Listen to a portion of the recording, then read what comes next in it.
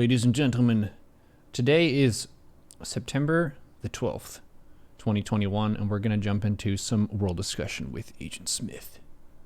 Starting now-ish. If I can connect to this channel. Discord, come on! It worked. Hello?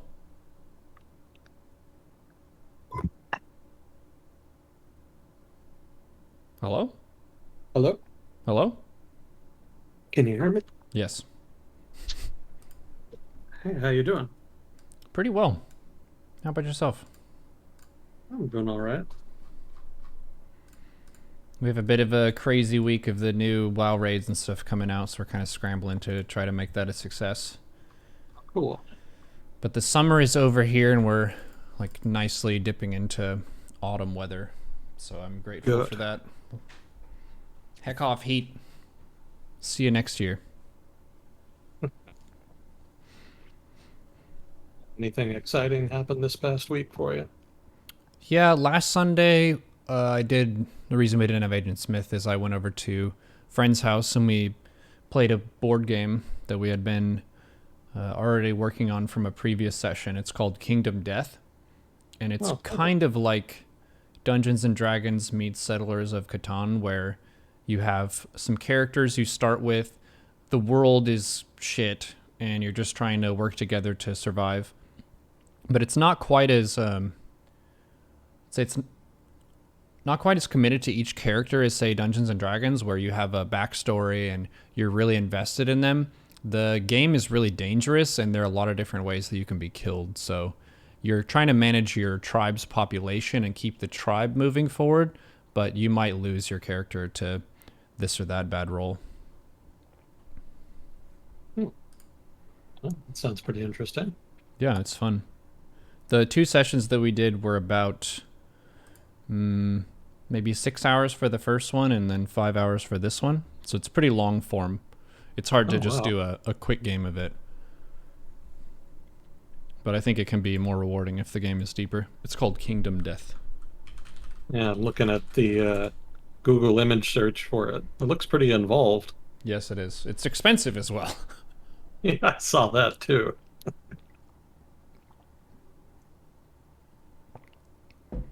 Oh, nice. See, I did that, and I've been running, and a lot of my Achilles issues and stuff have been subsiding since I started stretching. Another thing that's been nice for me is just stretching my calves before I go to bed. I don't get calf cramps in the morning. So that's a pro tip. I've heard some other people have that happen where you're waking up, either it's the middle of the night or the morning, and you're kind of trying to go for a stretch, and you stretch out your legs, and then your calf cramps, and you're like, ah! Then it hurts a good bit and gives you an adrenaline rush, and it's hard to go back to sleep. So one stretch each side, each calf, 30 seconds each before bed. That basically solved it for me. Speaking of which, I'm going to do one round of that, because I might as well while I mention it. You had 2 weeks. Did you do a 20-minute walk? Yes, I did. Nice. And technically it was supposed to be 22 minutes, if you recall. Ooh, good. You're up in the ante here. We're going to have you into a marathon runner in no time. I'll bet. Hey, a lot of people hit their marathon runner peak in their 40s. Is that so? Yes. It's largely, I think, connected with patience, because a lot of the systems of like muscle, ligament, tendon, strength, and all that, it can be built up at pretty much any age. The difference is recovery time is faster when you're younger, so you can basically ramp up your fitness faster in your 20s than you can in your 40s. But people in their 40s generally are more patient in general. They've seen more years, they're a little bit more wise and all that kind of stuff. So for them to just put in the miles, they're more content to do that. And I think a young person who's like, but I can't browse Instagram when I'm doing this. That was cool to see whenever I was running races and stuff, is seeing how many people who are, you would say, clearly middle-aged, who are actually like really in shape and fairly fast, or at least consistent in how much ground they can cover.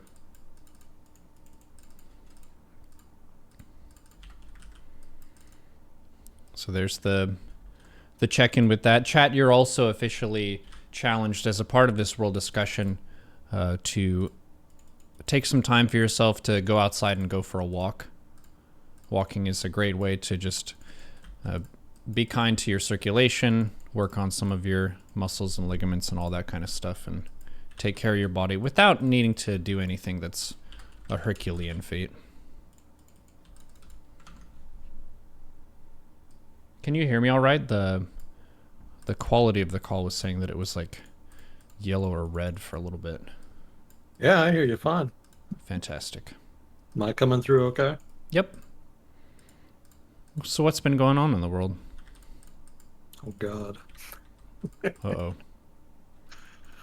I don't know that there's any like one big thing. I mean, other than COVID anyway. So nothing really kind of jumped out at me. But there is a number of kind of running fires, if you like, that are kind of burning. Was there anything in particular that you wanted to touch on, or should I just kind of jump into it here? You can jump into it. I'm guessing that you'll hit some of the stuff anyway.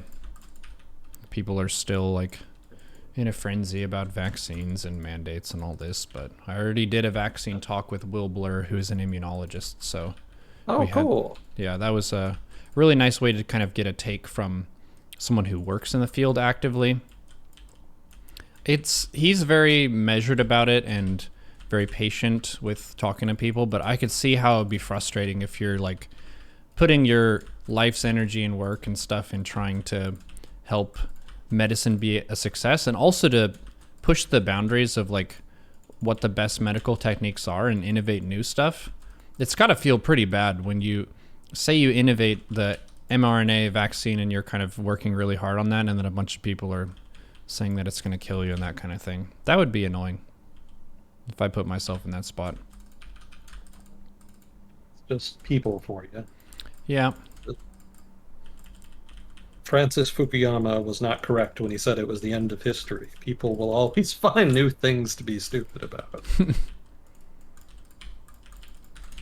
But it were otherwise. Yeah. What day was that? I guess I missed that. It's on YouTube. I think it was like maybe a couple days after our most recent Agent Smith, which was 2 weeks ago. Okay. So somewhere in there. But yeah, it's on the YouTube. Gotcha. I'll have to check that out. Well, yeah, that was one of the things I was going to get into. The Biden administration issued a new vaccine mandate, and it's weird. I don't. Did you guys? Well, I guess you guys talked last week, so that would have been before it happened. Yeah, it was before. Yeah. Well, it's kind of an odd duck. Basically, the Biden administration wants to use OSHA to try to push companies, well, to try to force companies, basically, to implement vaccine mandates. Mm-hmm. And it's the rule that they're trying to pass in OSHA applies to employers with more than 100 workers. And they should either require workers to be vaccinated or to test for the virus weekly, one or the other. Mm-hmm. And there's going to be a $14,000 penalty per violation. So for those of you maybe not from the United States who don't know what OSHA is an agency of the U.S. government that's responsible for enforcing workplace safety rules. So if a company is putting their workers in dangerous situations or not providing sufficient safety gear or what have you, OSHA gets involved and there'll be a court case of some kind. So it's kind of an odd choice to try to impose a vaccine mandate through OSHA. The logic is a little circuitous. It kind of makes sense since, there is some risk to workers. There's some risk imposed on workers by not having a vaccine mandate, since vaccines make the workforce as a whole safer, but I don't know that it's going to stand up in court. We'll see. There's definitely going to be lots of lawsuits, for sure. Mm-hmm. So we'll see where it goes. Lawfare had a really long opinion piece kind of discussing the legality of it, and I haven't haven't finished reading it because it's so big. But from the conclusion that was drawn, I inferred that it is technically legal so long as there are sufficient caveats. So, for example, the rule is going to need waivers for religious and medical exemptions, Hmm. but that will probably be part of the rule. There were some other peripheral things done. You know, the big thing is the OSHA rule that they're looking at, but some other things that they did. They're going to require workers at health facilities that receive federal Medicare or Medicaid to be fully vaccinated. And then employees of the executive branch and then contractors who do business with the federal government will also have to be vaccinated. And they don't have an option to test, unlike with the OSHA rule. Hmm. And then the Department of Health and Human Services will require vaccinations as well as part of its Head Start program, and also for schools run by the Department of Defense and schools run by the Bureau of Indian Education. And that'll apparently affect about 300,000 some employees. Bureau of Indian Education is basically Bureau of Native American Education. Yeah, I'm guessing it's part of it. I don't know the exact organizational chart, but I would infer that, yeah, it's a same deal pretty much. Hmm. So yeah, basically, unsurprisingly, the government is requiring people who work for the government or who do business with the government to have some kind of vaccination requirement. So that doesn't surprise me. I just assumed they were going to do that as soon as Biden got elected. Hmm. Um, but trying to force private sector companies that don't have anything to do with the federal government, at least not directly, to impose vaccine requirements was always going to be a difficult reach, legally speaking. Hmm. So I've been curious to see how they might try it, and so it looks like OSHA is the preferred avenue. We'll see how the lawsuits shake out to see if that actually holds water. Yeah, that's a thing that you have to look for with like American law is precedent. What Mm. has law said is acceptable in the past, because that's going to be the strongest place to work from if you're trying to get people to do some stuff. So maybe you want people to be vaccinated because you believe that it's for the best of your business, but if you can't legally enforce that, then it's more of a recommendation than a requirement. Yeah, exactly. And part of the plan actually does involve recommendations for some other people. I didn't have them, I didn't write them down as part of the notes since I was focused on the legally binding stuff. But he did come out at the same time that he sort of announced all of these requirements, that he was recommending this, that, or the other institution to try to follow, to implement vaccine requirements of one sort or another. So he is trying. There is an effort here by the Biden administration to try to get vaccination rates higher, but it remains to be seen just whether or not it'll be successful. Hmm. The OSHA thing is super weird because, you would think that people would voluntarily, adapt or accept safety measures, but here you've got a segment of the population that's basically refusing to take a safety measure, that being vaccination. So what does OSHA do when the workers it's supposed to protect are refusing to be protected? That's kind of a weird conundrum. I don't know. I don't know if there's any precedent for that.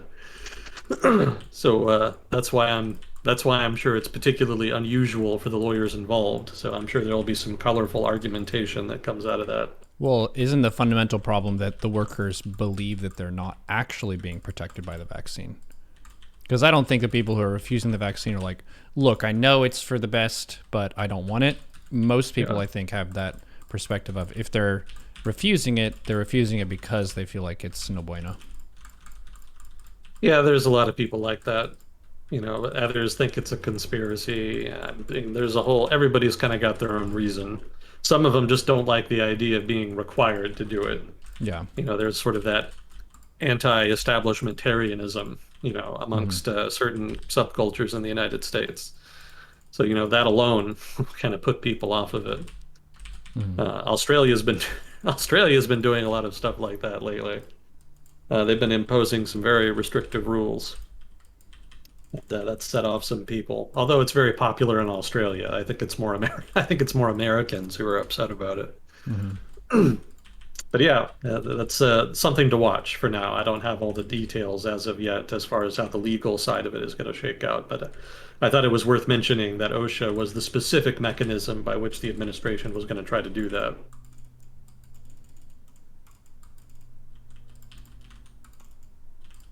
And then the other big thing that happened was the Texas abortion law. Did you hear about that?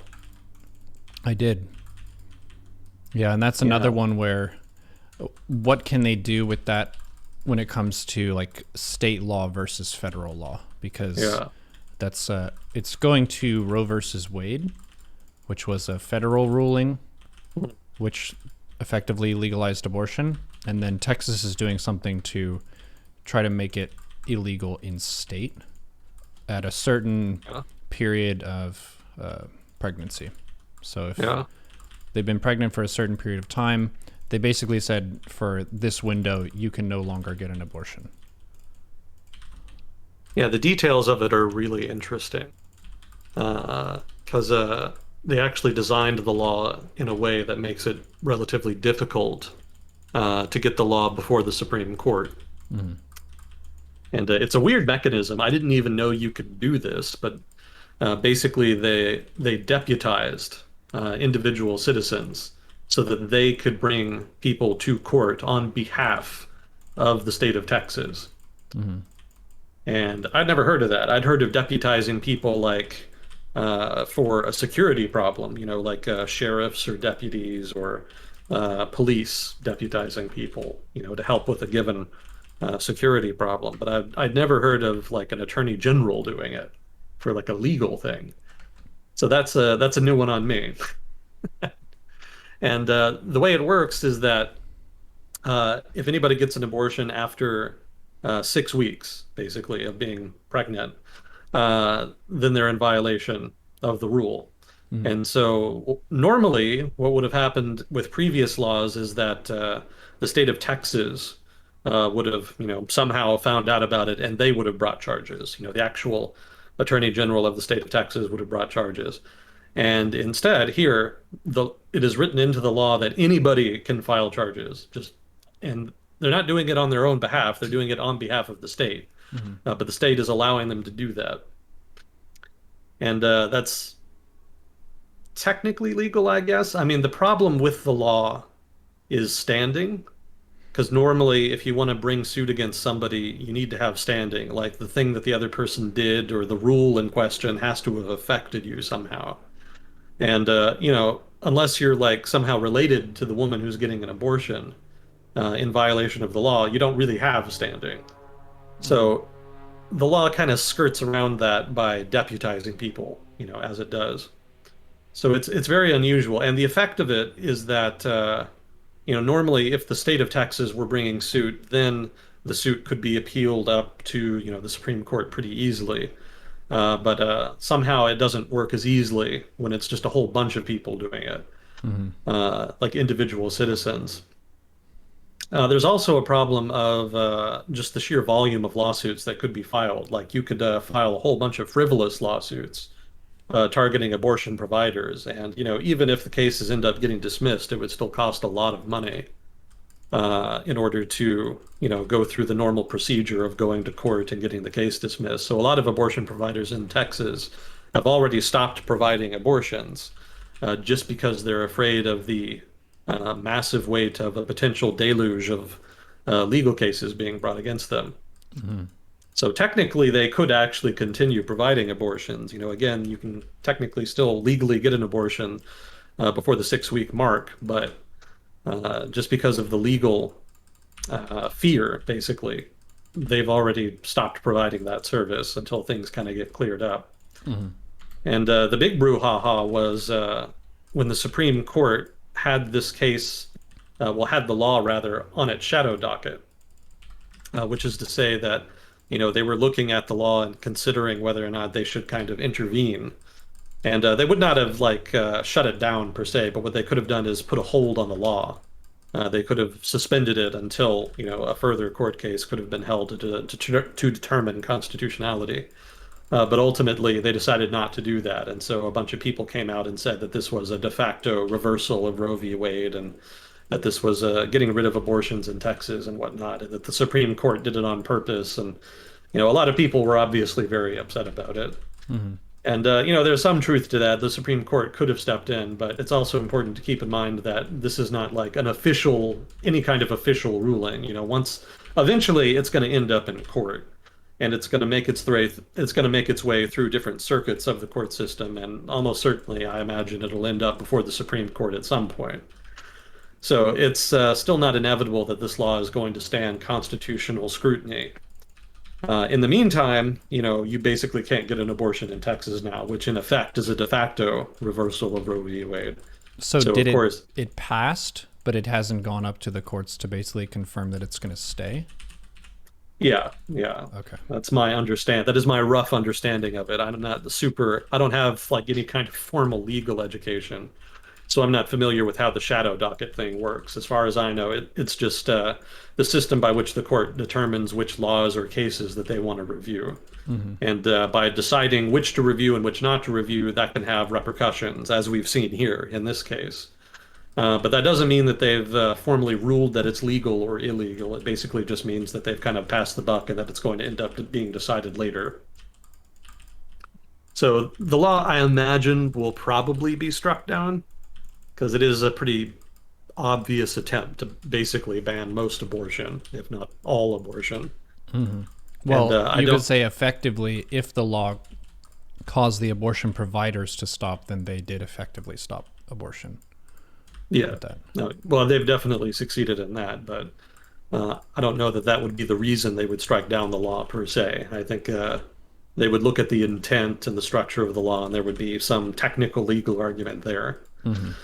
I mean, it's not in itself technically a problem to restrict access to abortion. Different states allow abortion at different stages of the fetus, Hmm. different stages of the fetus's development. So, having a very low bar, well, maybe not low bar, but making it very hard to get an abortion is not in itself illegal.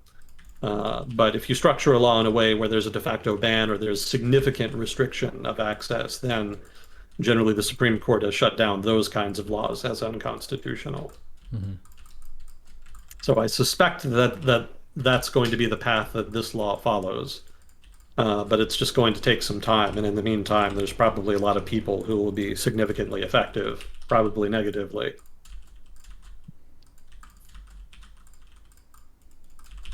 Yeah, it's a pretty innovative piece of legislation. Yeah, controversial as well. Well, that's putting it mildly. Yeah, it was kind of funny. The Church of Satan has been making the headlines with this one because Yeah. they have one of their tenets, which is the body is subject to, I guess, one's own will, which means that if someone wanted to get an abortion by that code that they've set, they should be allowed to have one on religious grounds.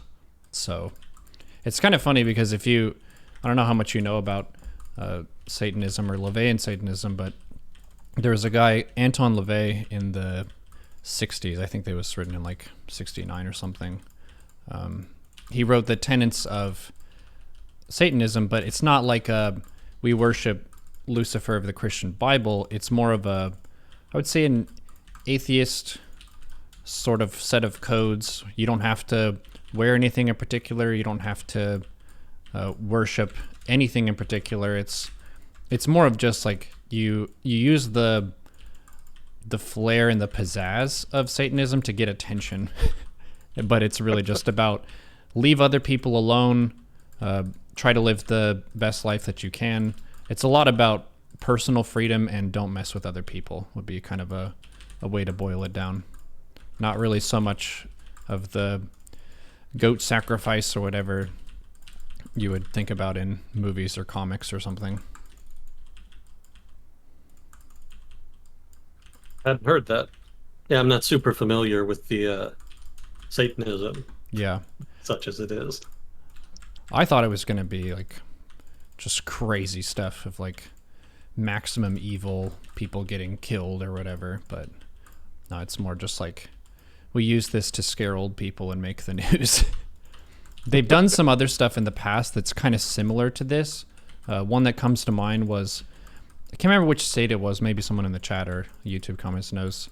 They wanted to put a Ten Commandments statue thing in front of the courthouse or some government building or something, and they were like, hey, well, that's a very religious thing to put in a state building or out in front of a state building, so we want to have a Baphomet statue as well, which is like a goat head creature thing that's a part of like pagan lore and I think some Satanist lore or whatever. And they got their Baphomet because they wanted to keep up the Ten Commandments, so there's one of each there. Wow. That's pretty wild. Yeah. Technically, they are a religion, Mm-hmm. or at least they meet the legal requirements thereof. So, yeah, I have heard of them making a lot of freedom of religion type lawsuits against laws that they don't like. That seems that they do that pretty frequently. So it doesn't surprise me that they're doing it here. Yeah. Let's see. Oh, do you remember the border clash between India and China last year? It was the one way up in the Himalayas, and a bunch of people got killed. They didn't use any firearms because they have kind of a handshake agreement not to deploy any automatic weapons, small arms, artillery, what have you. So it was basically just like large formations of infantry physically fighting with each other, over the territory, over a specific bit of disputed territory. So there actually is now footage of that. There wasn't for a long time, but apparently there was a video taken of the incident, and the Indian government finally released it a couple months ago. So if you're interested what it looks like to have a weaponless border clash, I can send you the YouTube for that. I'll just stick it here for you. You can watch that at your leisure. It's safe for work? Yeah. Okay. Yeah, there's nothing too dramatic happening today. Okay. Just don't want to show like people being murdered and what have you. I think that's against TOS.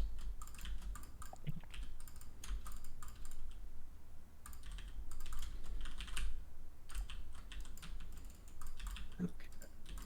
So that North Korea's having economic problems. That's been kind of a slow burn thing. Yeah. Ever since COVID hit, North Korea's economy has kind of been getting worse and worse because most of their trade was with China. And they also, I'm sure they had a fair amount of clandestine trade with other parts of the world, but mostly China. And that's who they were mostly dependent on economically. But when COVID hit, China obviously took it very seriously, and they had a lot of very dramatic, somewhat draconian shutdowns in order to prevent the spread of the virus. And that disproportionately impacted North Korea because they're kind of dependent on those trade links with China, both formal and informal in nature. And as the crisis has dragged on, it's become more and more apparent that the North Korean government is kind of really struggling with how to deal with it. North Korea was one of the governments that said COVID wasn't really happening. They said it wasn't affecting them and it's no big deal, blah, blah, blah. But it's kind of widely assumed that there were fair number, at least, of infections within North Korea. We just don't know what they've been doing about it or how disruptive it's been. And so North Korea has just been all denials the whole time. And so we've just kind of been left to infer, based on what little intelligence we have, how disruptive COVID has been to the economy and society. Well, what happened the past couple of weeks is that the North Korean government had a parade. And as part of the parade, there was a contingent of troops dressed in hazmat suits. And it was noted that at the parade that Kim Jong-un had noticeably lost weight. And the suspicion is that there may well be a food crisis in North Korea right now. There may well be something bordering on a famine, if not an outright famine. And the North Korean government may feel sufficiently threatened about it that it wants to, one, show that the leader recognizes the problem and is kind of struggling along with the people. Probably not in reality, but they're trying to craft the image. And then the hazmat suits are meant to kind of indicate that the army is taking the issue seriously.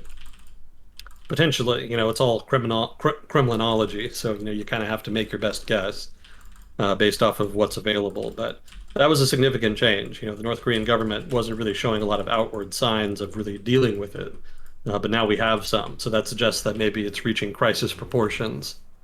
It's also worth noting that the North Korean government started up their nuclear reactor again. They'd had it shut down for a pretty considerable period of time. Roughly since the whole Trump brouhaha a couple years ago. They've been kind of keeping the nuclear program on the down low since then. Now they've very publicly and outwardly advertised the fact that they've started the nuclear reactor up again and that they're producing nuclear material again. So that could also be a signal that they're desperate, that they may want to try to get the United States involved in some kind of negotiation over the nuclear deal that involves the U.S. giving some food or other supplies that the country may well need, given the severity of the problem. So we may be seeing North Korea drama again in the next couple months, depending on how things shake out. We'll see how it goes. But at the very least, it seems that the North Korean society is hurting. Again, the extent isn't clear, but we're seeing some signals now that that is the case. It may just be that the COVID crisis and the corresponding shutdowns and disruption to trade with China has just gone on long enough that it can't really cope anymore. And if that's the case, we could be reaching a tipping point where the North Korean government becomes increasingly desperate as it tries to find a way to ameliorate the economic difficulty. Well, and this would be partly the long-term consequences of continuing to apply sanctions to a place where it's just everything is more expensive for them over time. Mhm. It's not an immediate way. If we're going to intervene, send troops, boots on the ground, and we're going to fight you, we're not going to do business with you the way that we do business with other people, which is going to make you kind of be set behind over time. Yeah, it makes everything more difficult. Everything is cheaper when you have access to the global economy and all of the trade and comparative advantage that kind of proffers. But as you say, North Korea doesn't have any of that, so it doesn't take a whole lot to disrupt their economy per se. China has a lot of leverage in that regard. They haven't really historically used it much because they want to keep North Korea as a buffer state to separate themselves from South Korea and the United States. But COVID kind of changed the calculus a little bit, so that forced their hand in a way that they hadn't been willing to do before. And we're seeing the consequences now, so we'll see what happens. That's another wait and see issue. That could blow up, or maybe it doesn't mean anything. Could go either way.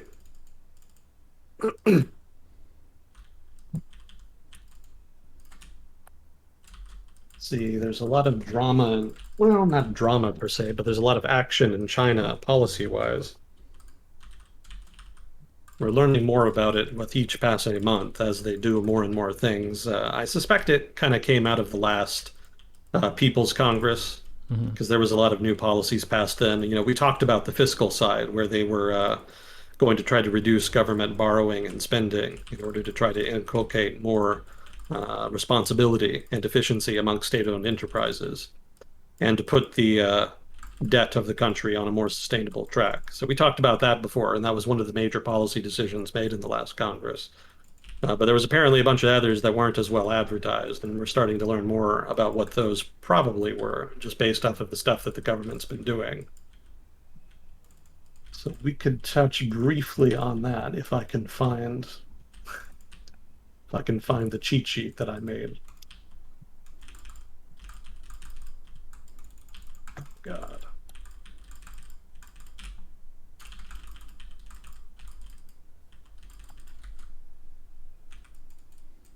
Oh, here we go. So there's just like a roughly like a very quick summary of the stuff that the Chinese government has been doing. For one, they've been really pushing hard on tech companies. I think that's the most well-known manifestation thus far. So a number of Chinese tech companies have had IPOs stopped, have had their taxes increase, have seen greater regulatory scrutiny, have seen more antitrust suits. So there's just a lot more pressure from the government now on the tech sector than there was previously.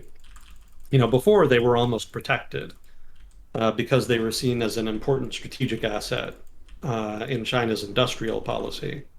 So they kind of had free reign for a long time. But recently, they've started to face a lot more scrutiny. And part of that, the exact reasons are kind of in dispute. Again, China's politics, kind of like North Korea's, are relatively opaque. So it's a little difficult to infer meaning and purpose behind given policies. But given what we know, it seems in part that the Chinese government has gotten uncomfortable with the degree of independent discretionary power that tech companies in China have. A lot of the companies have become relatively, at least globally competitive. They were looking at IPOs in Western markets. And that would have meant a degree of independence that Beijing didn't like. Because if you're going to do IPOs in the West, then you have to meet certain disclosure requirements. And also, the company's bottom line would have been relatively more vulnerable to Western regulators and governments. So that's a national security risk from the perspective of Beijing, and apparently they don't want to deal with that. So they're basically making that a red line. You're not supposed to do foreign IPOs without the government's permission, at least, and you're not supposed to be too exposed to rival governments. So that seems to be a recent shift in strategy on the part of Beijing there. They're basically going to trade away future growth in their tech sector in exchange for more strategic autonomy. So that could have significant repercussions for the health of the Chinese tech sector over the long run. We'll kind of see how that goes. But that's technically a manifestation of the government trying to establish more control over China's society. They've also cracked down on fandom, which is a weird one. So this is like celebrities, singers, TV celebrities, these kinds of people, whom, it's not unusual for those kinds of people to have a significant celebrity following of one kind, sometimes fanatical. But the government has noted increasingly extreme examples of that kind of fandom. And so they've taken it upon themselves to start cracking down on that kind of behavior, in part by eliminating online communities like forums or message boards, also censoring more heavily that kind of content on social media Wait, what? application. You can't Hmm? be fans of stuff. You can be fans of stuff, but you can't be crazy about it. I mean, to give you an example, one of the examples that I read had to do with a singer named Chris Wu. I think Mm. he's a singer anyway. And he was accused and I think convicted by now of sexual assault. Hmm. And you would think that would turn a lot of people off, but some of his hardcore fans were sufficiently upset about it that they were talking about forming a mob and freeing him from prison, What? which is not the kind of thing Beijing really likes. Okay, I could understand why they want to put a stop to that. That's silly. Well, I mean, it was probably an idle threat, but Beijing doesn't take any kind of threat sitting down. Yeah. So they were invariably going to take some kind of action. But as part of this broader overarching push to establish greater control over Chinese society, it's no surprise that they targeted these groups. It's not necessarily the crazy actions that the party was worried about. It was more the prospect that these kinds of groups were organizing large groups of people outside the rubric of the party's control.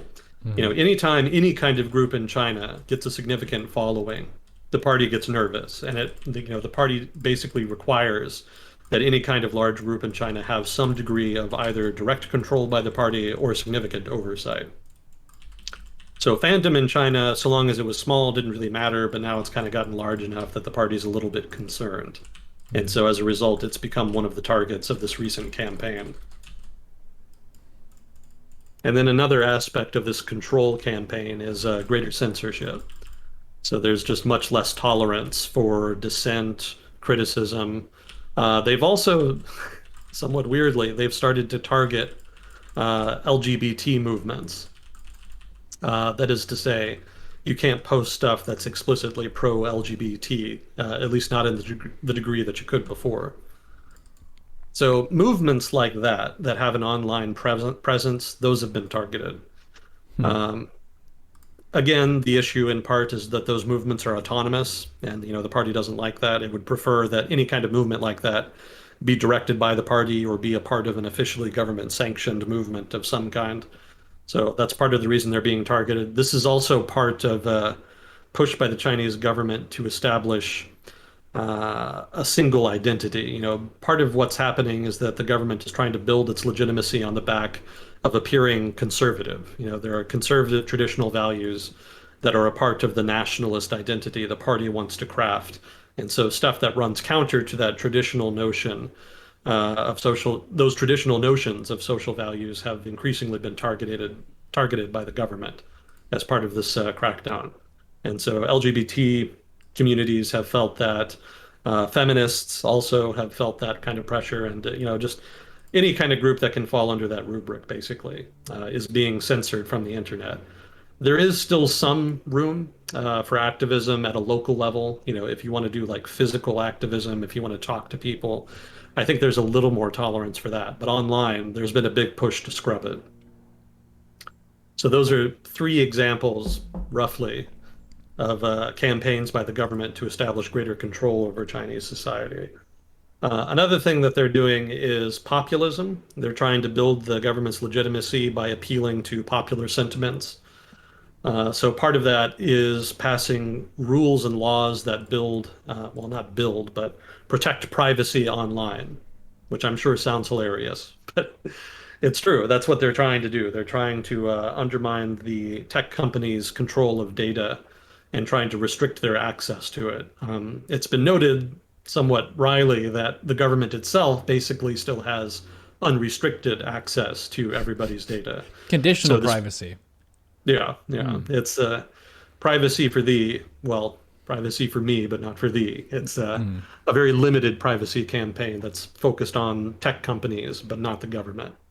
But the idea there is to appeal to people's sense that tech companies are infringing on their privacy, collecting their data, and using it for, potentially nefarious means. Invariably, the government does that too, but people can't do much about the government, but they can pressure the government to do something about the tech companies. So the government has taken action on that, and that's been relatively popular. They also tried to make it cheaper to get your kids tutored. I think they did it in kind of a dumb way. It's probably going to backfire, but basically what they did is that tutoring services that provide tutoring for specific types of coursework, I think specifically STEM type stuff like math, sciences, etc.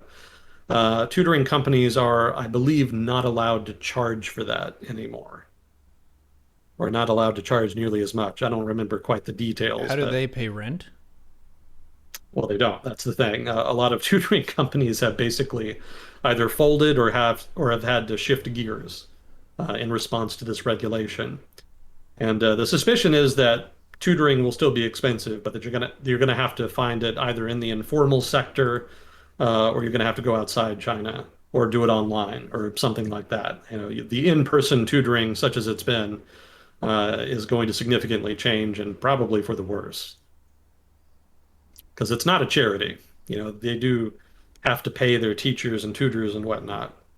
So the impact is probably going to be pretty significant. But I noted well, I didn't note, but it was noted in an article I read about this that South Korea had tried a similar such reform, I think back in the 1980s or something, and it basically just didn't work. Basically the industry just found ways around it, and the tutoring industry just kind of continued on as it was.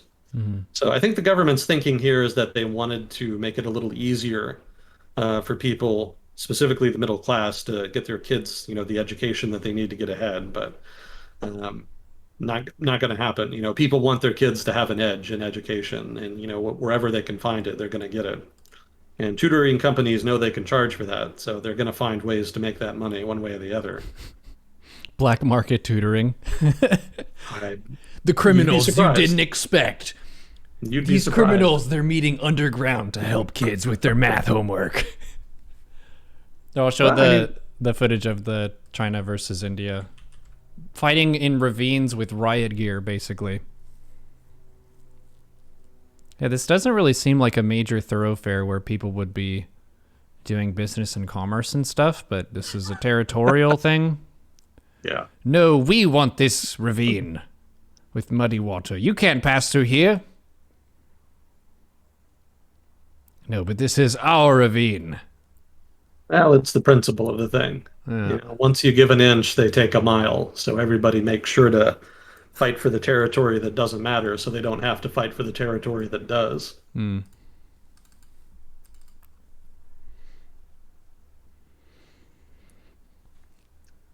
So yeah, Yeah, it it's a wasn't people shooting with guns. They're just blapping each other with riot gear. yeah, that's exactly what it I was. guess Pretty it's good then unusual. that people didn't get more hurt. Oh yeah, yeah, that's the way you want to do it. It's the kind of problem you want to have in a sense.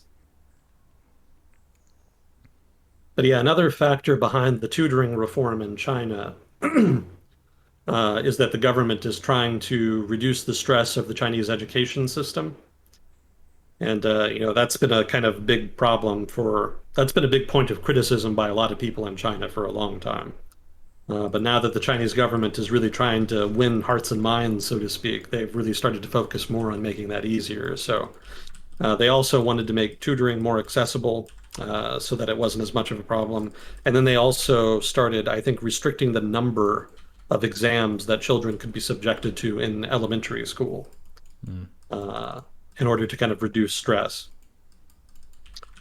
And I think in general, they're trying to inculcate more of a Western mode of education, Western model of education, where emphasis is less on exams and more on substantive education, experience, extracurriculars, that kind of thing. Because there is kind of a notion that the exam system, while it has its merits, they call it the Gaokao over there. While it has its merits, it's very stressful, it's very zero sum, and it doesn't leave a lot of room for personal growth in other aspects of life. Well, it sounds like So, it doesn't really cater to other learning styles very well. yeah, Because I would say I was a person who thrived in the like standardized testing stuff. You just get a good grade on the test, and now you permanently have an advantage moving forward, and you kind of continue to do that. It is nerve wracking. For some people, it's so nerve wracking that they can't really perform at their maximum because of the scenario. Like the scenario of the pen and paper test, sitting down for a long period of time and knowing that your education is on the line, you have like an anxiety issue that prevents you from doing your best. So it wouldn't really be a full representation of that person's mastery of the content. You're putting them in a scenario where they're kind of set up to not be as successful. yeah, yeah, that's exactly the problem. It's just not a flexible system that they've been implementing for the past, several, well, a long time. The Gao Several Gao has to be thousand bruised. years. Yeah, that's kind of been a permanent feature of Chinese educational systems for thousands of years, to Hmm. one degree or another. But the modern incarnation here is the Gao Gao, and that's what they're kind of focused on. So they're going to try to deal with that. Um, we'll see how that works. I suspect that it'll still probably be a problem, but it'll be slightly less of a problem if some of the reforms actually get implemented the way they want them to. But yeah, that's one populist policy that they're implementing, tech privacy. So another thing they're doing is they're trying to address inequality. It's been noted that China, despite being a communist society or government, however you want to frame it, uh, despite there being a communist government in power, there's still a lot of inequality in China, and it's been growing a lot as the economy has improved over time. Hmm. So the government has started focusing a lot more on redistribution.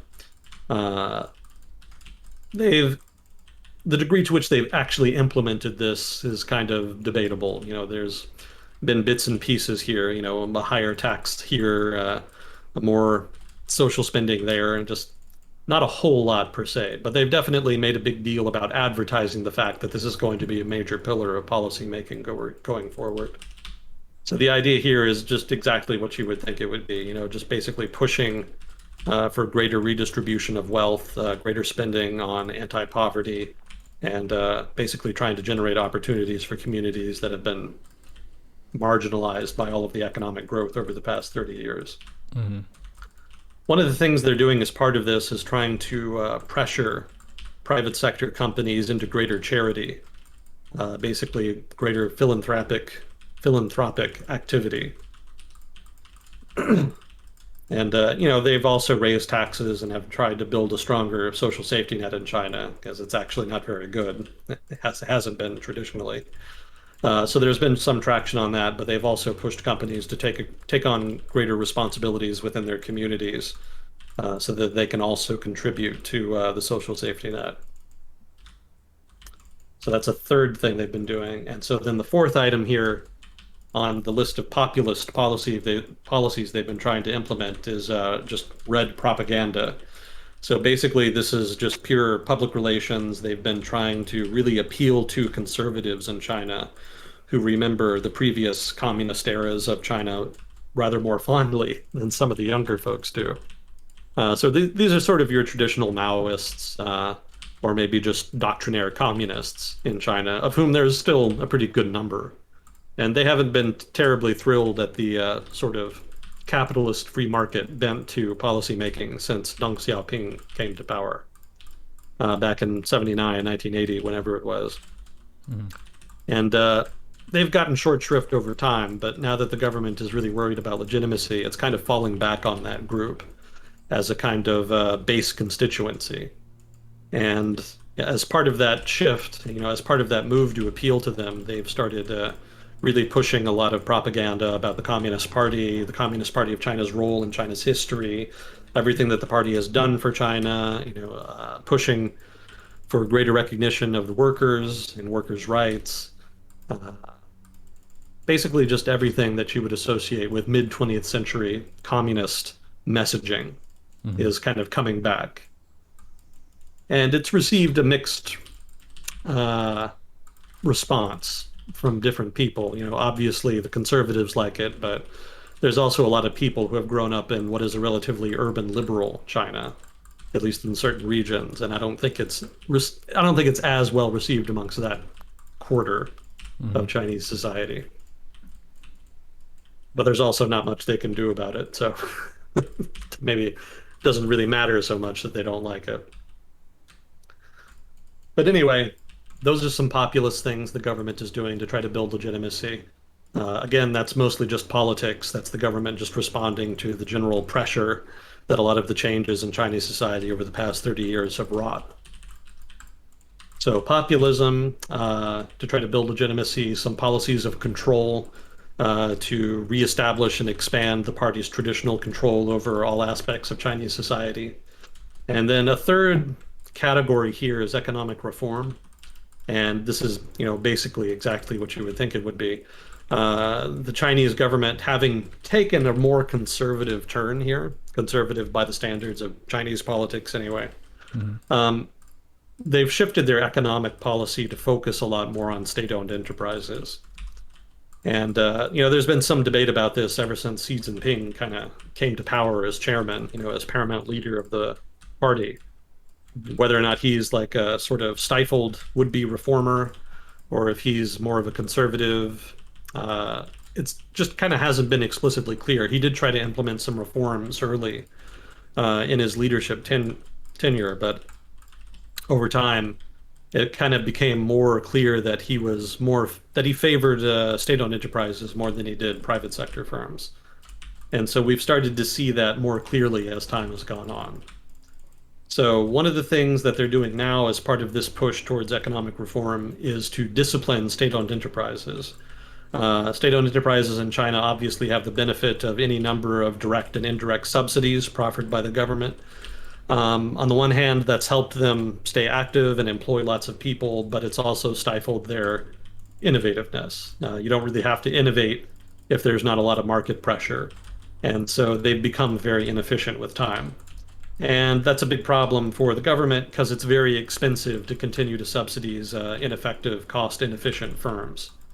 So there is a push to try to reduce the financial burden on the state, as well as to try to get the firms to become innovators and world-class companies. There are private sector companies that kind of fit that bill that are globally competitive, but as you saw with the tech crackdown, the government isn't really as interested in working with those companies. It appreciates that they're there, and it definitely still favors globally competitive firms that fit into China's industrial policy, that being the policy to develop better technology and to move up the value chain so that China can be a modern economy. But in general, I suspect that Xi Jinping and his inner circle would much rather the firms that achieve China's industrial policy goals be state-owned firms rather than private sector firms, because I don't think the conservatives in China are really comfortable with having independent economic actors in China, especially not independent economic actors that are very wealthy and powerful, like, for example, Huawei or some of the other big industrial players in China.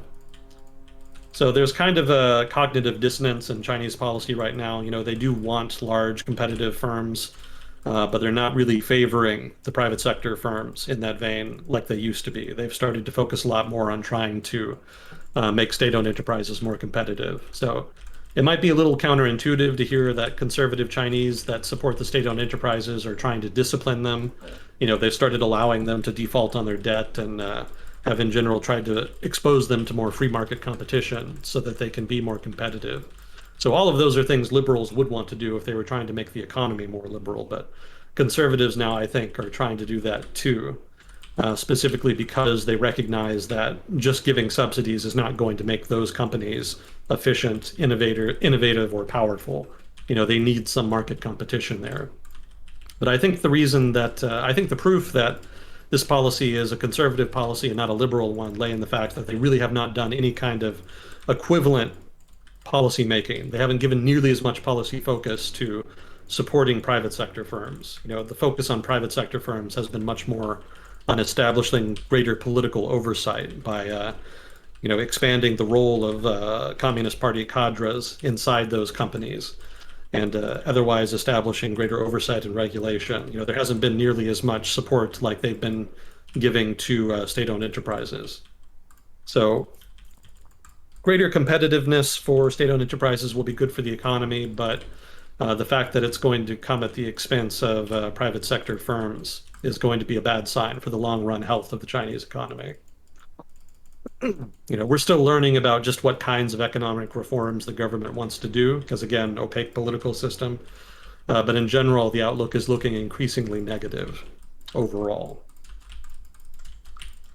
But that is another part of this policy shift we've seen in the past year or so. They've been focusing a lot more on disciplining state-owned enterprises as part of this push. Also, fiscal retrenchment, you know, we already kind of mentioned this. The government is going to spend less money. You know, again, that just has to do with putting things on a, that is to say, putting the state and localities' debt on a more sustainable path.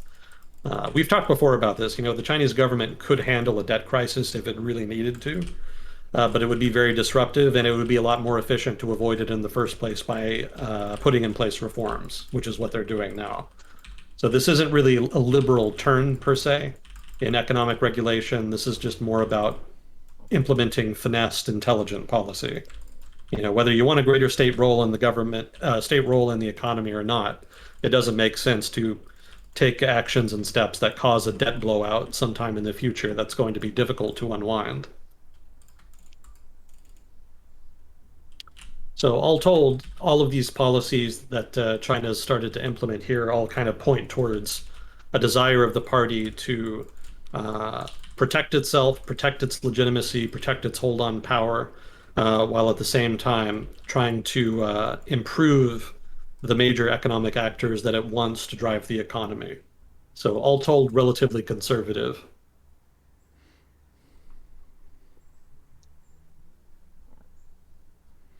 Yeah, conservative and progressive is kind of a fun term because it depends a lot on where you're talking about. A conservative American is pretty different from a conservative Chinese citizen. There's maybe some overlap in what they want, but conserving is more about maintaining traditions you consider to be worth continuing. We need to keep doing this. Our ancestors did this, and it's good, so we should keep doing that. Progressive says, well, we need to update a bunch of stuff. Let's update it. Yeah, all things are relative. All the more so in an opaque one-party state like China's. Mm-hmm. Yeah, some of the stuff they've done has been relatively progressive in so much as it's focused on income redistribution. So there's that side of it. They are not completely bereft of progressivism, but within the context of Chinese society, the conservative thing to do would be the sort of doctrinaire communist thing. And that's more, it seems, what they're leaning on, other than in terms of economic reform anyway, which again, they've been pretty smart about, although I don't think for necessarily the right reasons. Yeah, the thing that is interesting is there's a very much Communist Party first mindset when it comes to a lot of things. Like a lot of the rules don't apply to them. A lot of what you do, you're totally free to do so long as it doesn't reflect negatively upon the Communist Party. But as soon as it does, then there's a huge issue. We have political parties in the US for sure, Republicans and Democrats, and there are many diehards of either side there, but it's not quite the same government packaged and enforced loyalty. It's a little different over there. We like our two options, even if they're bad options, you could say. Yeah, so the reasons for this shift are not entirely clear, but in general, Xi Jinping from the start has been more focused on establishing, well, reinforcing, I should say, the Communist Party's hold on China. So it's not necessarily surprising in that sense. It just wasn't always clear how exactly he would go about doing it. So it seems like he's kind of going back to the past for the most part, again, other than an economic regulation. So the impact of all this is also uncertain, but it's probably not going to be good for the Chinese economy for the most part. They're still going to be able to continue to improve and move up the value chain. They're probably going to start producing their own semiconductors. They're probably going to start producing other things that are relatively sophisticated. But if China's market is disproportionately skewed towards the support of state-owned enterprises like this, then, even with the competitive reforms that they put in place to try to push them to be more innovative, I'm skeptical that it's going to work out in the long run. I mean, if nothing else, Xi Jinping is going to die someday. And it's not entirely clear whether or not the reforms he's implementing will be upheld in the long term. He had to fight a pretty epic political battle to get into pole position within China's political system to implement all of these broad-based reforms he's wanted. He had to go after a lot of patronage networks within the party, some of them extremely powerful, not least of which was the one that was led by the former head of their internal security division, who was also tied up with a patronage network that was based in Sinopec, China's state-owned oil company. So both of those were pretty powerful networks, and he, I suspect, had to expend a lot of political capital going after them.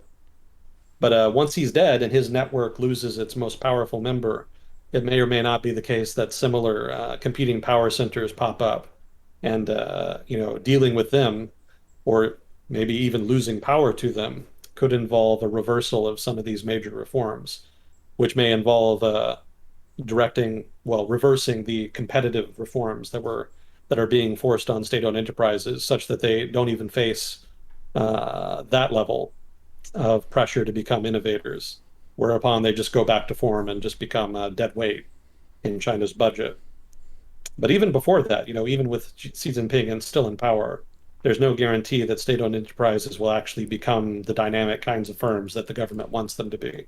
And I'm pretty skeptical they will be, given the political difficulties that would involve. Because one of the problems with being innovative and being dynamic as a firm is that you got to lay people off when things go bad. When you take on risk, you have to suffer the penalty for it. Mm. And I don't know that the party is going to be willing to allow state-owned enterprises to lay off a lot of people, because that presents a threat to party legitimacy. And they're already so sensitive to that that they've, started implementing all these other reforms specifically to try to shore up support. So I'm skeptical that it's going to work out for them. So China's economy, I would say, is no longer on a clear-cut path to global dominance. Definitely going to be globally influential, but it would seem that they're increasingly moving off the path of strong growth that they've been on before, with most likely deleterious consequences for the economy. So, question related to that. That means that if you are in a government job with the Chinese government, they don't really lay you off much at all? Like, that's not a regular thing that they do? Maybe the US government is the same? Well, I think, yeah, in general, bureaucracies are pretty well protected Hmm. in terms of employment. There are rules regarding seniority and punishment and dealing with misbehavior, specifically such that you don't have to lay people off as your first go-to, Hmm. or specifically to prevent that from happening. I think I'm talking more about companies that are significantly owned by the Chinese state. If you're employed by a state-owned enterprise, you're not really a government worker, even though you work for a company that is substantially owned and run by the government. And so they have different rules. So the issue is not that it's hard to fire them per se. It's not like the company couldn't fire them if they really wanted to. The issue is that the government, for political reasons, does not want them to lay off people. Hmm. And so basically restricts their ability to do so in that vein. So there's not any rule in place that stops them from doing it. There's just a party preference that they're not doing it. And party preference is the preference as far as business decision making in state-owned enterprises. So for that reason, it's relatively difficult to get fired in a state-owned enterprise. Hmm.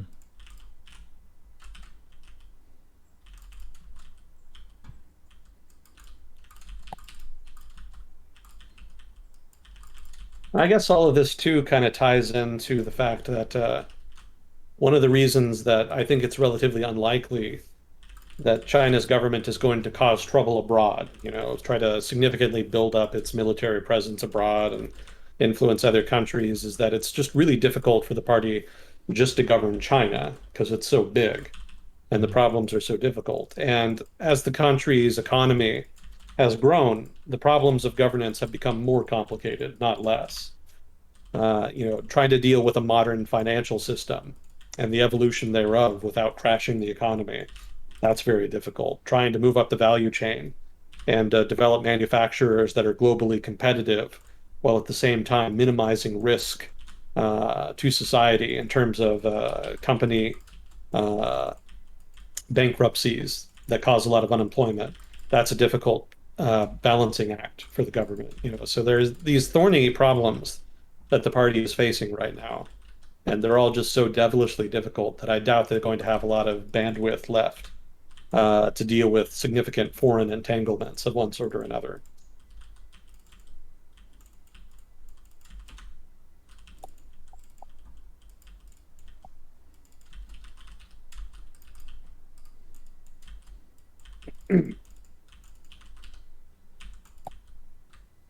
Well, I guess did we have any questions? I think I saw Moss handing questions along. Thank you, Moss.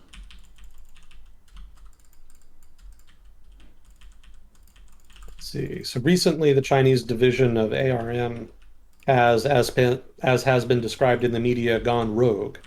Basically, they unilaterally split off and formed their own company. Is there any precedent for this happening in China? If so, why would a company even risk doing business there if this is a risk? I hadn't heard of that. I've been slacking a bit in my newsletters lately, so maybe I missed it.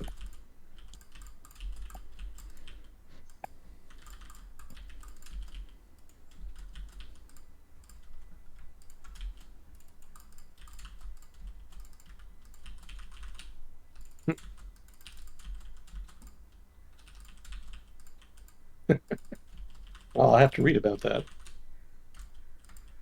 I mean, from what it looks like you're asking if there's precedent for Western companies doing business in China, having their local China branches basically separate and become competitors. I mean, if that's what's happening here, then yeah, that's not unusual. And that's one of the things Western governments are trying to kind of restrict now, that there's basically more or less open competition with China. They're very worried about technology, specifically dual use technology, being developed in the West, ending up in the hands of either the Chinese military or in the hands of Chinese competitors, that is to say, Chinese companies who might try to produce it with government subsidies and price out Western competition. So that's happened quite a bit. And the reason that Western companies still do it is because China is just such an attractive market It's just so huge, and the prospects for making a lot of money are so great that it's worth the risk, even if things go south on you. That's one of the reasons regulators have been more active as the trade war has escalated. They recognize that even as the Chinese government makes it harder to do business in China, and even as there are these abuses where intellectual property is basically seized, uh, even so, the risk is still worth the reward in the minds of a lot of CEOs, and so they still end up in China anyway. Hmm.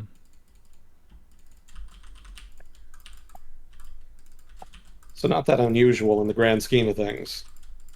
There's a lot of historical precedent for that. Even going back to the 1800s, Western firms just really wanted access to China to the point where they were willing to pressure their governments into wars with China to try to open the country up.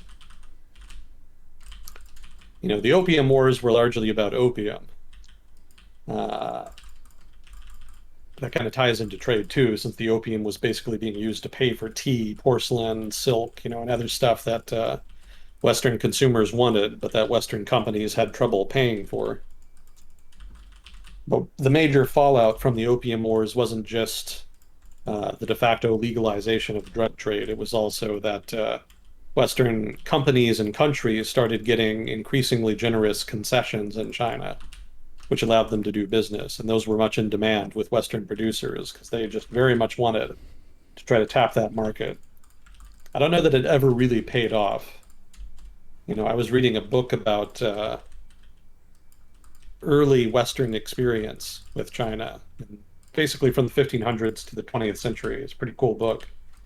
And in the 1800s, there was I think he was a missionary basically, who had gotten a job. No, he wasn't a missionary. He was basically a bureaucrat, an American, I think, who was paid to be the official customs official uh, for the China's customs service, because that was also one of the concessions that was given after the Opium Wars. China's customs revenue had to be collected by an appointee of Western powers. And he noted that Western companies were probably never going to see the great profits that they expected out of China. He didn't exactly elaborate why, but he kind of insinuated that it was just the difficulty of penetrating the Chinese market due to instability, lack of infrastructure, lack of legal protections, etc. But, the difficulties of the China market have never stopped companies from trying. So that's a trend that continues right up to the present day. And China is pretty active about trying to acquire technology like that. I seem to remember there was an Italian company, I think, that makes drones for the Italian military. And there was a Chinese firm that was trying to buy them, and they were actually in the process of relocating to China when the government stepped in and stopped them. I think it was a little easier for the government to catch that because the firm in question was already a supplier to the Italian military. So they already kind of had their eye on them, just as a regulator. But I think it's going to be increasingly difficult to stop dual use technology ending up in Chinese hands, basically, in one way or another, just because they're going out of their way to target firms when they're small, when they're just small, innovative firms, startup firms, basically. And they use shell companies, they use any number of indirect means to try to get, investment money into these startup firms. So the result is that it's just very difficult to kind of spot Chinese activity in this regard when it happens. And it's difficult to sort of decipher when it's legitimate investment by individual Chinese or Chinese firms, and as opposed to Chinese firms that are backed by the Chinese government that are basically part of a scheme to try to acquire dual use technology against the wishes of this, that, or the other Western government. So, given how easy it is to set up shell companies and move money around, I expect that it's going to be obscenely difficult for Western regulators to kind of stop that. Most likely they're going to focus on very specific technologies. Basically, they're going to ration their attention, their regulatory attention, by focusing on very specific technologies in very specific sectors. And probably they're going to have the most success with firms that are relatively large. Again, the startup firms are just much harder to follow just because they're so much smaller and because the money involved is so much smaller. So that's going to be one of the big challenges faced by regulators going forward, and it'll be interesting to see how they deal with that. There's a sledgehammer approach that they can take, which might deal with it, but that would significantly disrupt the startup ecosystem to the point where they might just relocate outside the United States, in which case you've basically just outsourced the problem to states where regulators are going to be weaker and less able to deal with the issue, or maybe for political reasons not interested in dealing with it at all. But on the other hand, if you take a light touch approach, then you're not substantively dealing with the problem. So then you're kind of back where you started anyway. It's just very difficult. So yeah, basically, long story short, you can expect to see lots more stories like that. That's going to be a running theme going forward as the whole quote unquote competition with China runs its course.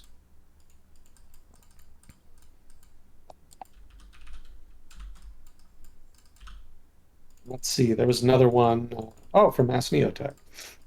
We were discussing in chat how to accurately describe China's government. I suggested it was totalitarian communism with some mixed free market reforms to make it seem less repressive. How'd I do? I wouldn't go so far as to call it totalitarian. I think if the current trend of political reforms that the government is implementing continues, they're going to end up totalitarian. But I don't think you can call it totalitarian because for the past 30 years, the government of China has been too dysfunctional, really, to be totalitarian. Being totalitarian means that the state penetrates every aspect of society, every aspect of life. It's just all powerful and ever present.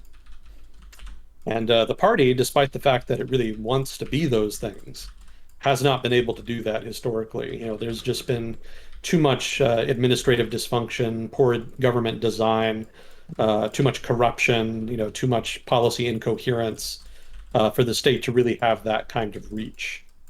So it's not really been totalitarian. It's just more been generically authoritarian. For much of the 1990s and aughts, the government was explicitly authoritarian, but because it was so corrupt and, in large part apathetic, you could get away with a lot in that period.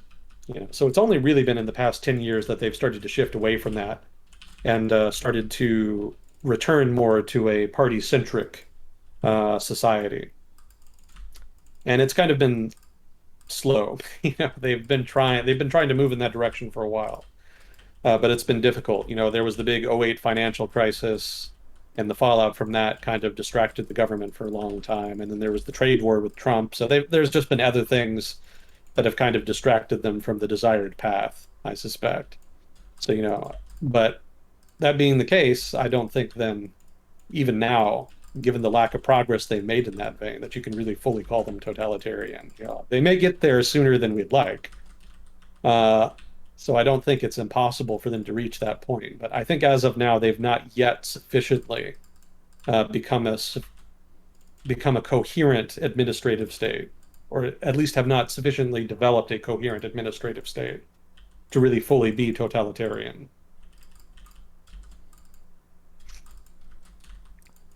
Not totalitarian yet, says Agent Smith.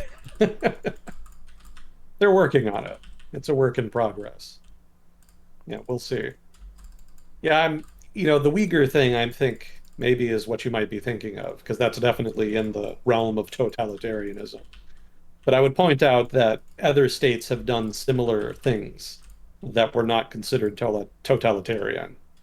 Canada lately has been in a lot of trouble because of the residential school issue that cropped up again when they found the mass graves of Native Americans around some of the old residential schools. So Canada's never been a totalitarian state, but they've definitely done some borderline genocidal things. Mm-hmm. And even if you look at states like France, for example, it used to be in France that there were a lot of subcultures that were region specific. There were regional differences in culture and especially language. And one of the explicit policies of the French government over the course of the 19th century and 20th century was to create a single French language, to basically eliminate regional language and force everybody to learn and speak French. That is to say the official French as stipulated by the government.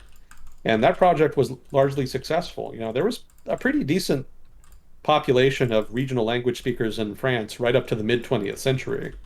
But after that, numbers declined rapidly to the point where France now is largely monolingual. Hmm. Didn't There's know been that. a more recent push over the past couple decades to try to bring back some of the old languages, especially in places like Breton, I think. But I don't think they've gotten a lot of traction. And at best, they've gotten some kids basically to learn the language in school. But for the most part, I think the monolingual status is going to stick. It's French language is now the dominant language, and those subcultures have largely been marginalized or destroyed. And that's a nationalist project you can see replicated in pretty much every country that's ever had a sufficiently powerful state that's been sufficiently strong to implement a national agenda like that. Nationalists almost invariably want to create a degree of homogeneity as part of a project to create a single national identity. The Turkish state is notorious for this. They've done this. That was part of the reason they committed the genocide back in World War One, against the Armenians and the Greeks. That was part of the reason that they went after the Kurds and continue to go after the Kurds. All of that is just a nationalist project to create a single national identity. And so, yeah, that's. I don't think the Turks have ever had really a totalitarian government, but they've definitely done stuff in that vein. So, long story short, yes, the Chinese government abuses ethnic minorities, specifically the Uyghurs in particular. But the fact that they've created what amounts to a totalitarian state in Xinjiang does not itself mean that they, as a whole, are a totalitarian state. Because in effect, they're just implementing a project for national identity that nationalist governments throughout history have done. They have more resources because they're doing it in a modern era. So that definitely changes the context a little bit. But the fact is, in spirit, it's not substantively different from similar projects in Europe or Canada or even the United States. We had residential schools too. So I don't think that's really sufficient in and of itself to qualify the Chinese government for totalitarianism.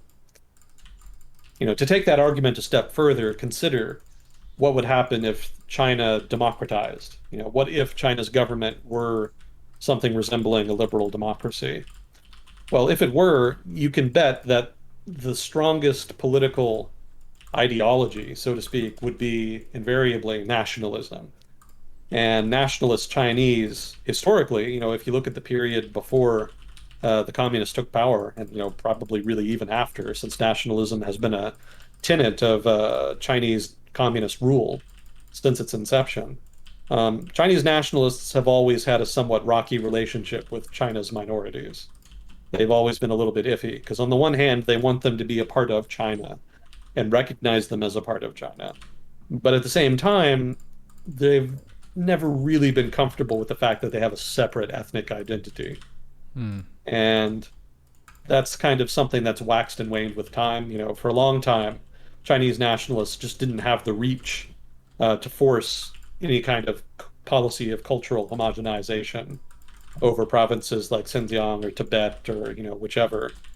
But as the state has become stronger, larger, more centralized, it's implemented more policies like that over time.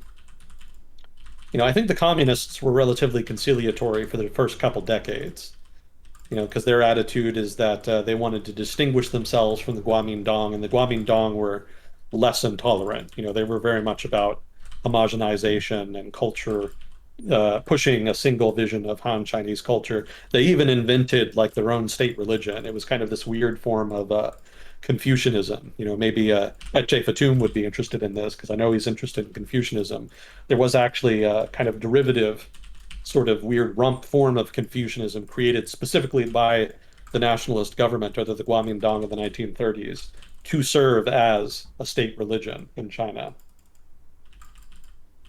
I haven't researched it a whole lot myself, so I don't know the details, but I'm sure he would find it interesting to some degree. But yeah, there's that project for cultural homogeneity has always kind of been in the background of Chinese politics. The communists were pretty conciliatory at first. And then they cracked down more, I think, in the Cultural Revolution. And then in the 80s, when the government kind of shifted more to the right under Deng Xiaoping and Hu Yaobang and Zhao Ziyang, these kinds of guys, then they became more open, and then they kind of got more closed again after what was it? After Tiananmen Square, I think, is when the government kind of lurched back to the left. And then with Xi Jinping, obviously things became much more conservative. Although to be fair to Xi Jinping, which is not a phrase you'll hear a lot, but to be fair to Xi Jinping, the crackdown on Uyghurs actually predated his coming to power. That was actually something that started under Hu Jintao. It was more something that happened at the end of Hu Jintao's term in office, though, so it's not something that people really associate with him. But there was a bunch of Uyghur terrorist attacks that happened in China sort of around that time, roughly like 2006 to 2010, I want to say, kind of in that area. And so when those happened, the government started to focus a lot more on Xinjiang and trying to deal with the underlying root problems that were driving terrorism. And the results are, as we've seen, that's basically where the camps came from. That was their genesis.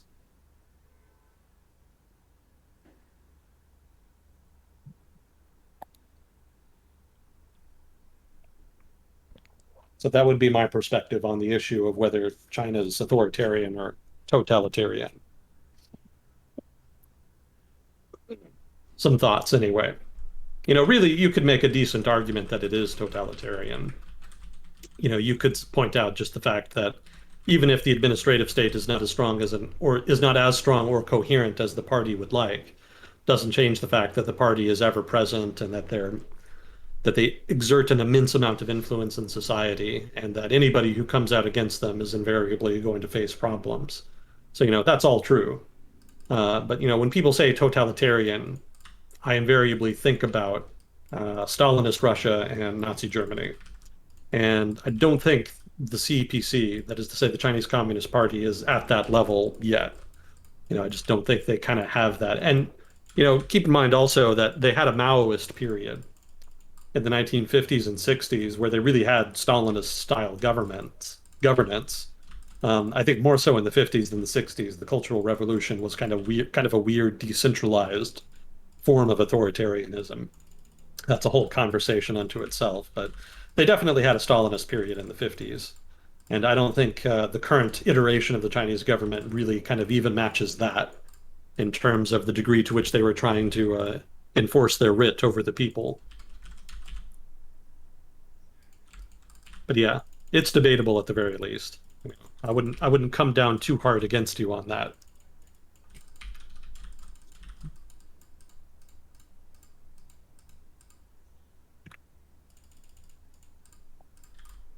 See, how are we doing on time? I think we started at 5:30. Yep. Ballpark. Okay. So how much longer did you want to go? Let's see. It's about 7:30 now. Uptime is hour and a half. You can go another hour? Okay.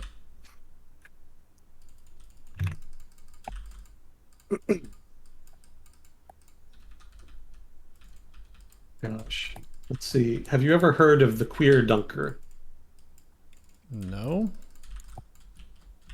So these guys are basically the German equivalent of American populists, sort of the people who are skeptical of vaccines, people who think that there are conspiracies in the government. A lot of them believe in replacement theory, sort of this cohort of politicos. So Germany has them too, really Europe as a whole does. And in Germany, they call them Queerdunker. I'm sure I'm mispronouncing it, so I apologize in advance. But basically, yeah, that's their label. They believe that they live under a quote unquote Merkel dictatorship. And they have actually stormed parliament at one point. It wasn't as dramatic as January 6th over here in the United States, but there was a point when they were protesting in front of parliament and then stormed to the facade, even though they weren't supposed to. They didn't do anything too dramatic. They weren't like breaking in or trying to arrest parliamentarians or anything like that. But the fact that they had gone up to parliament and were protesting up on it and waving flags and whatnot kind of sent some bad vibes in German politics. It's not a great look. given Germany's history.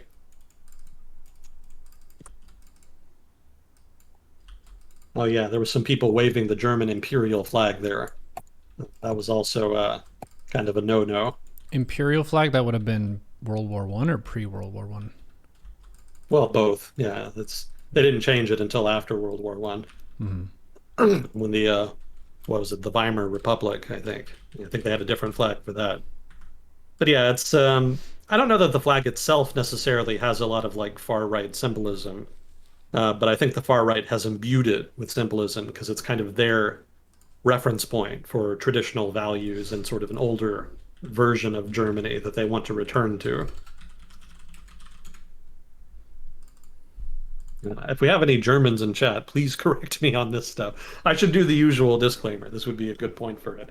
The usual disclaimer is that I'm not an expert in everything I talk about on here, which is, of course, painfully obvious at times. So if I'm ever wrong, stupid, or biased in some of the topics I talk about, please do correct me. I want to. If I'm wrong, I want to know more than anybody. So participation in that regard is encouraged. I don't read chat while we do this because I'm dumb. So please, I will see them later. So please don't let that discourage you. I'm sure there's vigorous conversation in chat. So hopefully that also encourages people to participate. I learned from this too. I enjoy the feedback we get, even if it's negative. So, it's a fun process of learning, basically. I wouldn't go so far as to say that because you don't read chat while you're talking, that makes you dumb. I would say that you just don't cash in on people who fancy themselves good multitaskers by doing two things poorly. You just choose to try and do one thing well, which I would say is admirable. Well, thank you. That is a very fancy, politically correct way of putting it. And I think the pronunciation correction would be, chat can correct me, querdenker. Okay. Let me see. I would trust your judgment over mine on that. As in query, and denker as in denker, which I guess we don't have a American word that sounds like that or English word. Oh, just to cap off this, they also laid siege to the home of the governor of Saxony, a guy named Michael Kretschmer. Mm-hmm. So these are very active people, just like they are in other places. So I just wanted to make a note of that. It's Europe is not any more immune to the populist political forces affecting the United States than anywhere else. It's they've got their own manifestation of that.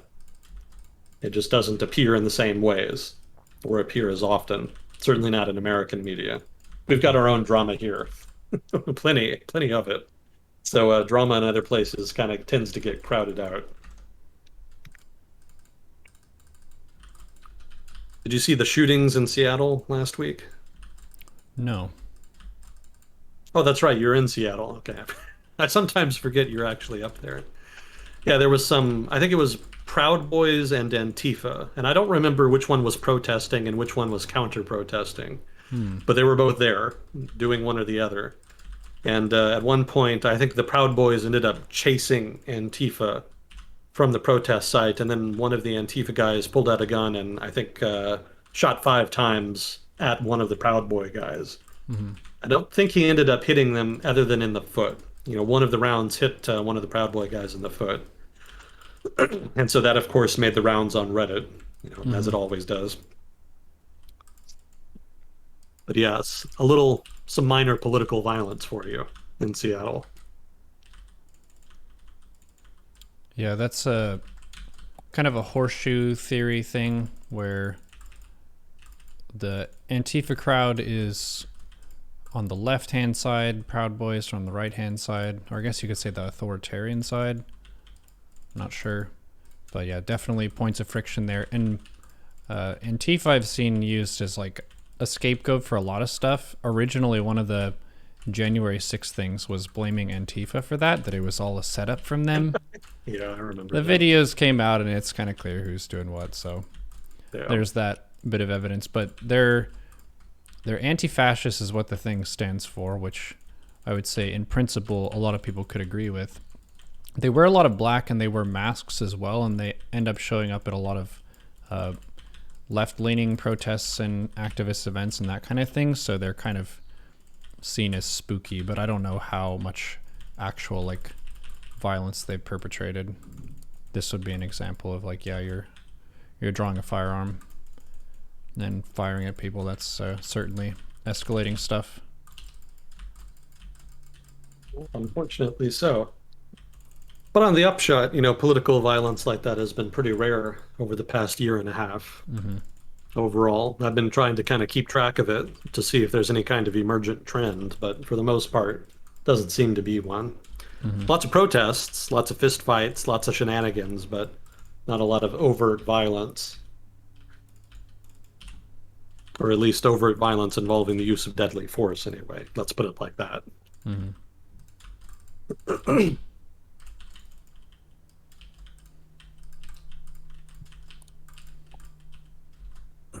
What else did we have here? Oh, I had an example of China's influence abroad. Just a quick item. Have you ever heard of Ai Weiwei? No, I've heard of Huawei. Well, I hope I'm pronouncing his name right. I think it's Ai Weiwei. He's an artist in China, and he's been known for being critical of the party and kind of getting away with it. He kind of got famous in that period in the aughts when, like I mentioned before, the government wasn't nearly as active, it didn't have as much reach, and it wasn't as concerned about minor expressions of dissent. Mm-hmm. So Ai Weiwei kind of got famous in that period with art that was politically relevant. He would make statements on this, that, or the other issue. And Ai Weiwei later on, unsurprisingly, fell afoul of the Chinese government's more conservative turn, and he's since been de facto exiled from the country. And apparently, he's been hanging out in Switzerland. And what happened is that his bank account was closed by Credit Suisse. And the account was closed as part of a new policy on the part of his bank, in which all accounts belonging to people who had criminal records would be closed. And he was pretty suspicious of that because his suspicion is that the Chinese government basically complained to the bank and told them that Ai Weiwei had a criminal record and that they should do something about it. So obviously, Credit Suisse, I don't know how much business they do in China, but I'd be surprised if it wasn't a fair amount at least. So it seems Credit Suisse either caved into that pressure or it's just an extraordinary coincidence that they just happened to implement this new policy and it just happened to be directed against this one guy immediately. Ai Weiwei noted that he was never convicted of a crime in China. He was charged, well, he was never formally charged, I should say. He was neither formally charged nor convicted of a crime, but he was detained for a significant period of a time in China. And that this was before he was basically kicked out of the country. So that's an example of the Chinese government. Most likely, anyway, I guess potentially it's a coincidence, but most likely that's an example of China using its economic influence in order to pressure the center. Now, for now, they're focusing on people who are Chinese citizens. That's been something they've been pretty consistent on. Even if you're overseas, if you're a Chinese citizen, the party will go after you in one way or another. There was one guy who was like a professor or something living in New Jersey, and the party sent some guys who were actual, Chinese citizens themselves. They traveled to the United States and basically harassed him and tried to get him to come back to China so that the party could arrest him. And he, of course, wasn't having that. And I think the U.S. government sent maybe the FBI. I guess it must have been the FBI went after them and arrested some of the people harassing him. But that's just the extent to which the party is willing to go. The fact that you're overseas isn't any inherent protection.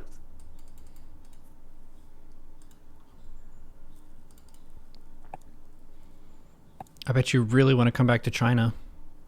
I don't. You really do. Honestly, we would never arrest you right away. Yeah, I don't even know that they do I don't even know that they approach it like that. I think they actually kind of push the line that, hey, if you don't come back to China, then things are going to happen to people you know. Yeah. Because generally they have family still in China, they have friends in China, business associates. So the preferred approach of the party is generally to put pressure on those people or to threaten to put pressure on those people Mm-hmm. in order to try to encourage you to come back. They're not subtle. The Chinese Communist Party does not specialize in subtlety. It's not really their bag. Mm-hmm.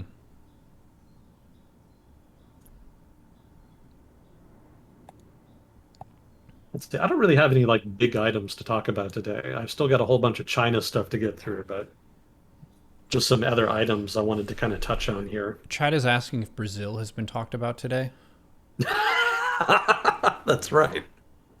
Yeah, Brazil. That's one of them. Have you heard about this? No, fire away.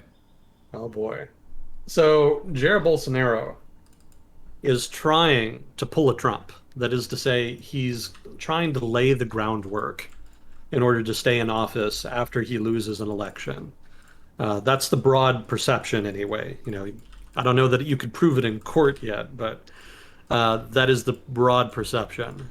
Because he's been trying to stage rallies at which he's kind of insinuated that the electoral institutions are corrupt and illegitimate. He's tried to pass some reforms requiring the use of electronic machines. Is that what it was? No, I think it's the other way around. I think they've been using electronic machines, but he's trying to pass an electoral reform that goes back to paper balloting. And I think his argument is that the electronic machines have somehow been hacked or penetrated or whatever.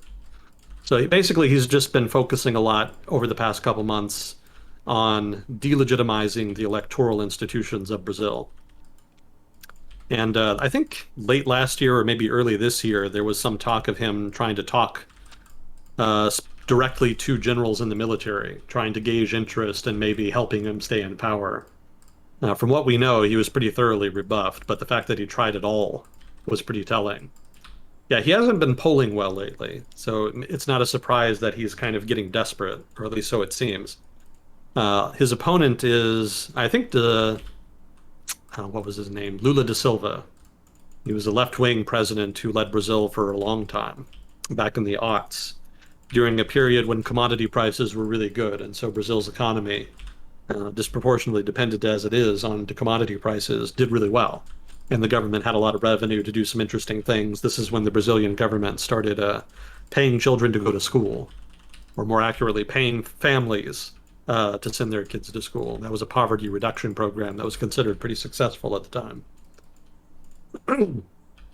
So Lula da Silva has always been relatively popular, as I understand it. And he couldn't run for president again for a while because there was a bunch of corruption charges that he had to face. I think he ended up having some of those overturned, so he's kind of back in politics. Somebody more familiar with Brazilian politics could maybe mention specifically what Lula da Silva has been doing, and specifically how he's been able to run for office again despite the corruption allegations. But he is running for office, and Bolsonaro's numbers are not looking good. So there's been much conversation in Brazil and outside about just what Bolsonaro is going to do if he loses the election, or what he's going to do in the lead up to the election. He may not even really allow it. So we'll see. There's been a lot of drama there. He is very much a Trump-style political figure in how he uses rhetoric and how he uses messaging and how he mobilizes his core supporters. But the trouble is that Brazil's political institutions are not nearly as strong as the United States. Brazil's only been a full democracy for, what, 25 years? Thereabouts? 35 years? Something in that range. So they haven't had as much time to build up that kind of institutional resilience that Americans benefited from in the last presidency, shall we say. So there's some concern that maybe Brazilian democracy is under threat. And the extent to which that's true is debatable. It's not really clear, but yeah, it's definitely a concern at this point. So everybody's watching for significant potential fireworks in the lead up to the next major election in Brazil.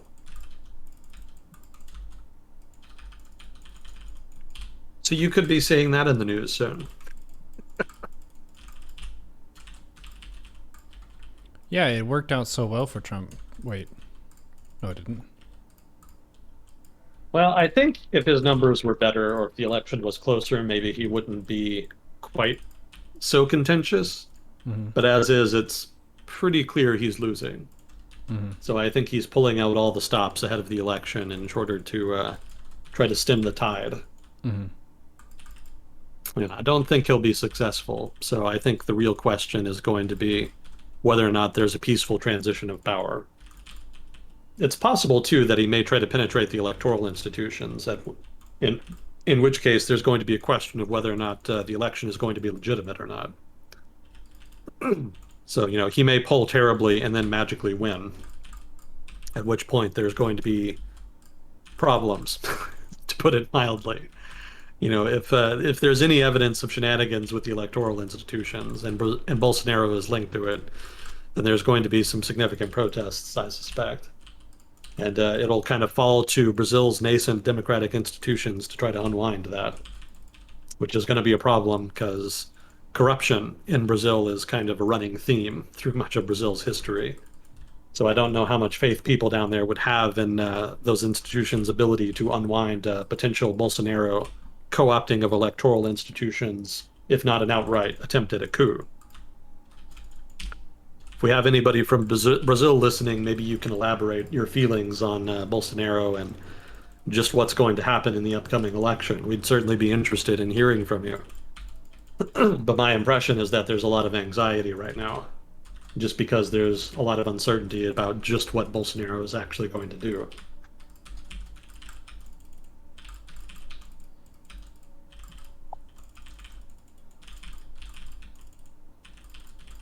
See, there was some weaponization of immigration. That's a fun new tactic. Turkey kind of pioneered that with the Syrian refugees. Now Belarus is doing it to Lithuania. I don't know if you've heard about this at all, but Belarus has, like a lot of countries in Europe, migrants from the Middle East have kind of taken different paths to get where they want to go. Some of them ended up in Belarus. And because there's been a tiff, if you like, a little bit of a diplomatic confrontation between Lithuania and Belarus, Belarus has responded by basically allowing refugees trying to come to Europe to move through Belarus and enter into Lithuania. And the Lithuanian government is none too pleased about it. But this is just another example of immigration being used as a tool to try to pressure states. Again, Turkey kind of pioneered this. Uh, I'm sure other states have done it before at varying degrees. I know North African states have tried doing this to Spain and Italy, but Turkey is the one that really did it on a large scale. But now Belarus is kind of trying to get in on the action. We'll see what comes of it. I don't know that Lithuanian politics is sufficiently brittle for it to be a big deal. I'm sure they can handle it, but the fact that more states are trying it suggests that it's probably going to be a running feature going forward, so long as there's refugees.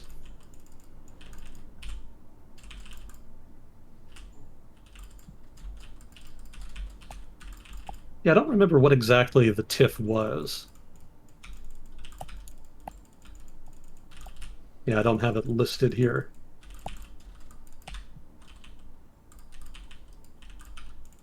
Maybe it was the arrest of that guy off the plane. I don't know. I don't remember. I'd have to look it up. But I just remember noting very specifically the Belarusian government trying this tactic and noting that this is part of an emergent pattern. More states are going to be doing this in the future.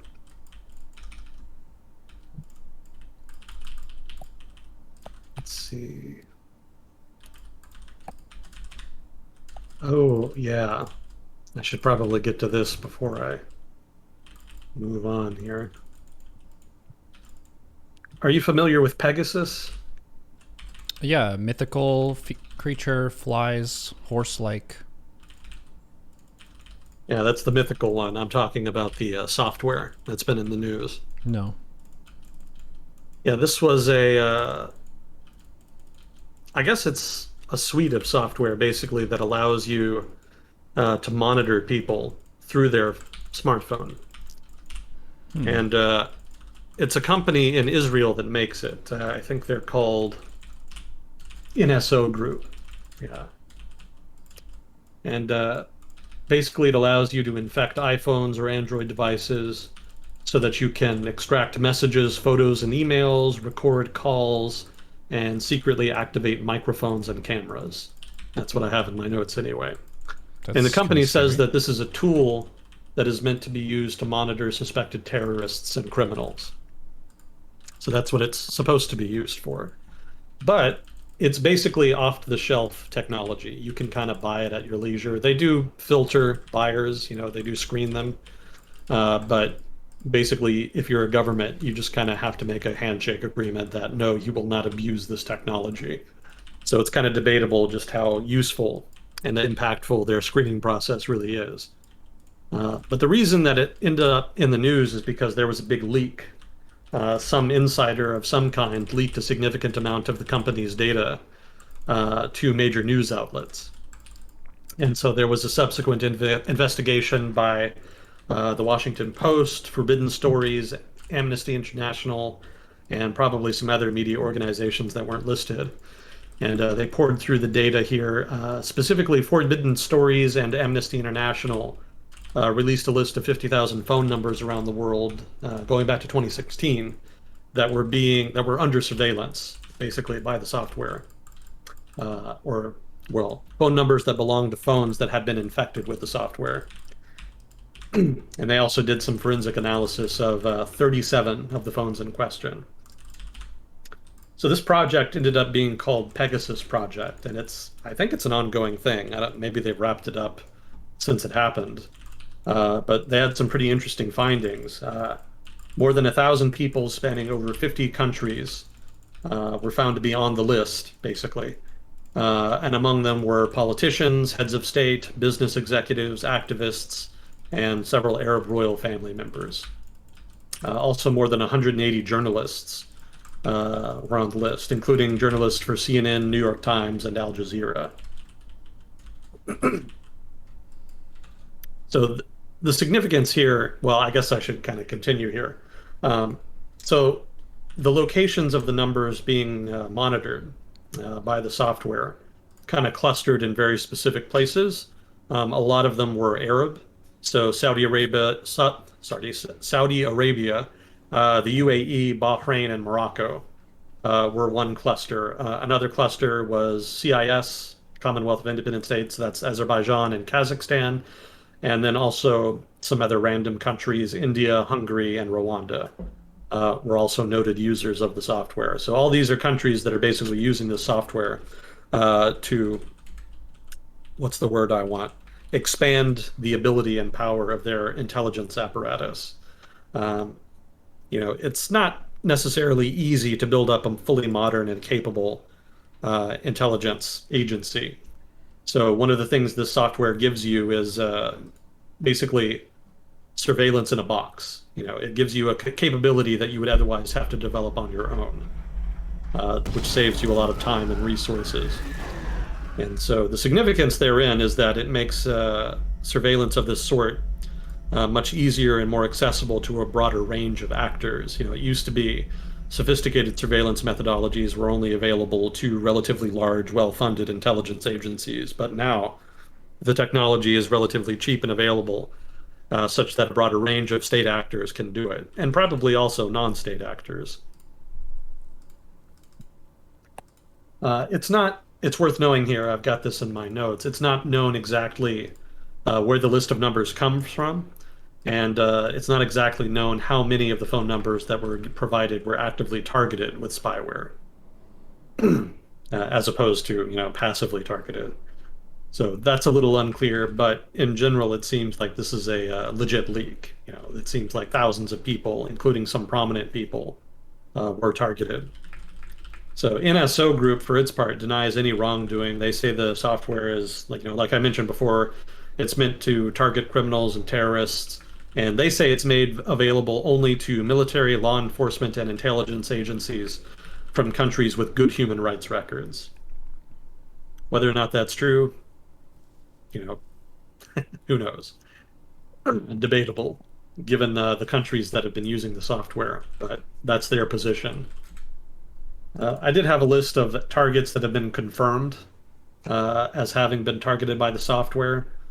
Some of the journalists include editor of the Financial Times. It's not clear who exactly was targeting her, but she was targeted, it seems, in 2018.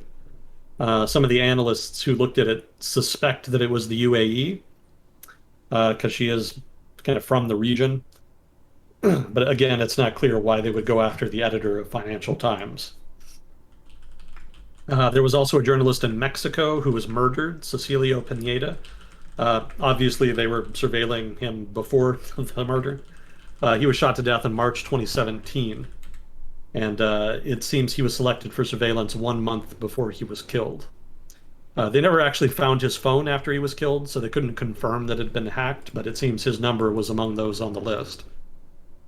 Also, two Hungarian journalists were targeted, both prominent reporters for the Budapest-based investigative outlet Direct 36. So journalists being targeted and surveilled suggests state intelligence agencies of one sort or another are interested, although in the case of Cecilio Pineda, that could easily have been cartels. Activists targeted. There was a Saudi human rights activist, Laujain Hathloulau. I'm butchering the pronunciation, I'm sure. I'm sorry. Basically, she's a feminist activist in Saudi Arabia. I think she was one of the ones who was placed under house arrest a couple years ago. So she was under surveillance. And then there was a high-profile London-based human rights lawyer, Rodney Dixon, who was also targeted. And then there's the Khashoggi cluster of people targeted. These are people involved with the Khashoggi murder a couple years ago. Specifically, his wife and fiance. He was separated from his wife, so they're different people. So his soon-to-be ex-wife and his fiance both were placed under surveillance after the murder happened. Oh, sorry, not after, before. They were placed. They were under surveillance months before the murder, which I guess makes more sense.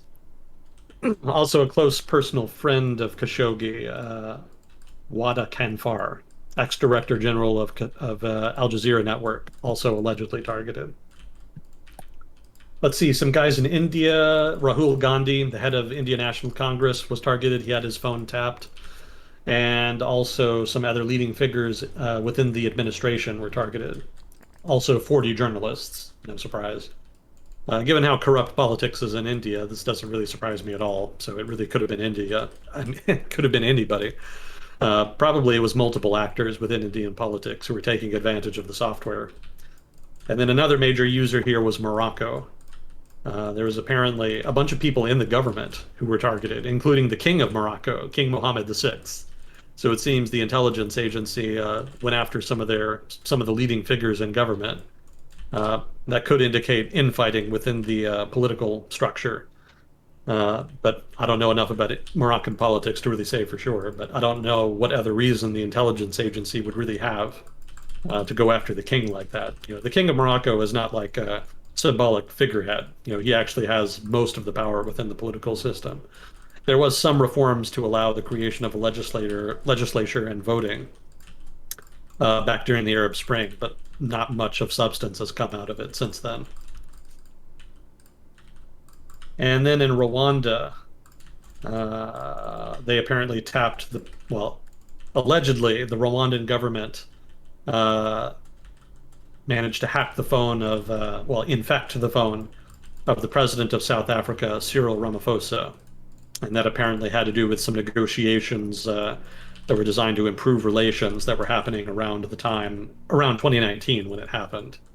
There was apparently a Rwandan dissident who was in exile in South Africa who was murdered. And it was suspected that the Rwandan government was behind the murder. And so relations between South Africa and Rwanda have been pretty bad since then.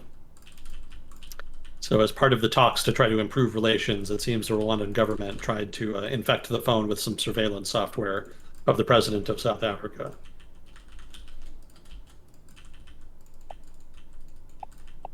Let's see. So that's just a quick run through here of the issue.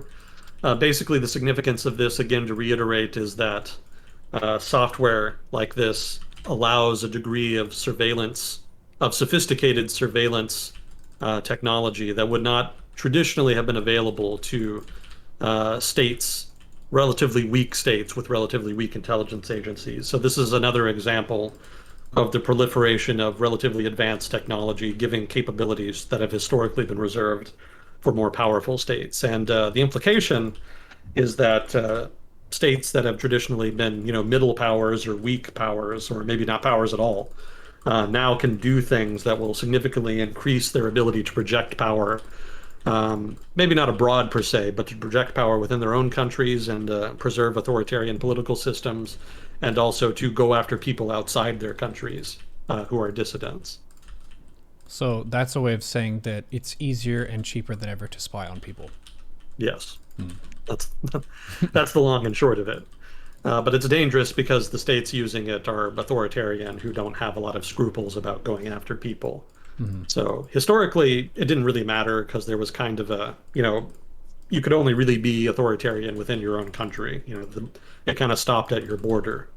But now with the world as it is, with the internet and smartphone technology evolving the way it has, the world is more integrated than it's ever been before. And so now a lot of these authoritarian states are able to influence the world correspondingly, much more than they would have been able to, 20 years ago, 30 years ago, etc. Hmm. So it's not clear how we're going to kind of reconcile the greater power and influence of authoritarian states with the traditionally open liberal model of global governance that kind of built this intricate network of intricate globalized economic network that sort of dominates today.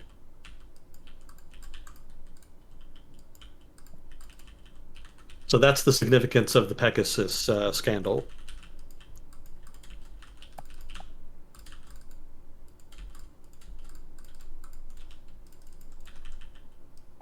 And then there's been a lot of action in West Africa lately. I've kind of written it off because, there's always been low-level violence in the Sahel in West Africa. So, I just figured it was herders and farmers basically fighting again, which isn't unheard of in the region.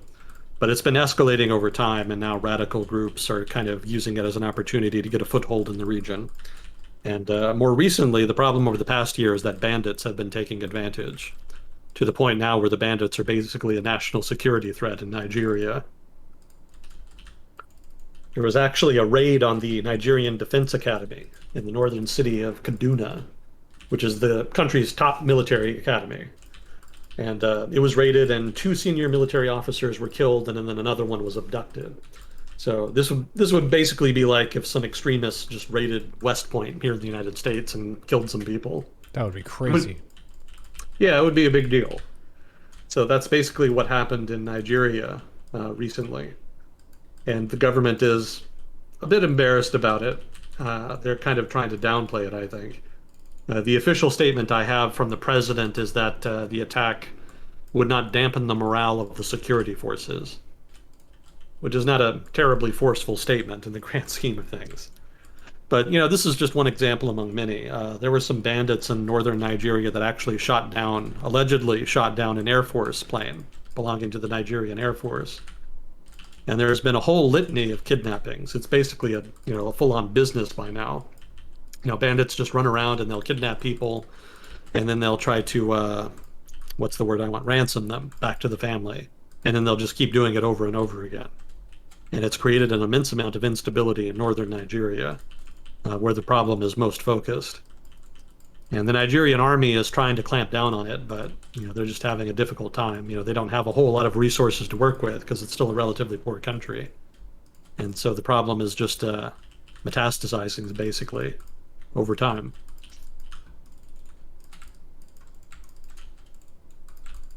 And that's kind of a problem you can see throughout the region. Other states have also seen rising issues with bandits and terrorists. There's just kind of a general tide of instability. And states have tried to deal with it in fits and starts. In so much as it's been a terrorist problem, Western states have been helping them. The French government has a detachment of troops out in Mali that has been trying to help them fight terrorists in northern Mali. And the French also have troops in other countries as well, trying to help governments deal with insurgents and whatnot. But the lack of state power means that there's a very limited capacity to deal with those problems. And the rise of high-profile, profitable banditry is a whole another problem apart. That's an extremely difficult problem to deal with, given that the groups in question are very small and nimble and very focused just on making money. If it's a terrorist threat, then you're looking at groups trying to network across long distances, which makes them vulnerable to intelligence gathering, signals intelligence. And those groups also have to buy bombs, weapons, whatnot. Whereas if you're a bandit group, you don't necessarily need the most sophisticated weapons. You can just have a pistol and just run around on your truck and commit crimes. It's very easy by comparison. So a lot of states really are struggling with this right now, and it's getting to be enough of a problem that it might draw in the United States.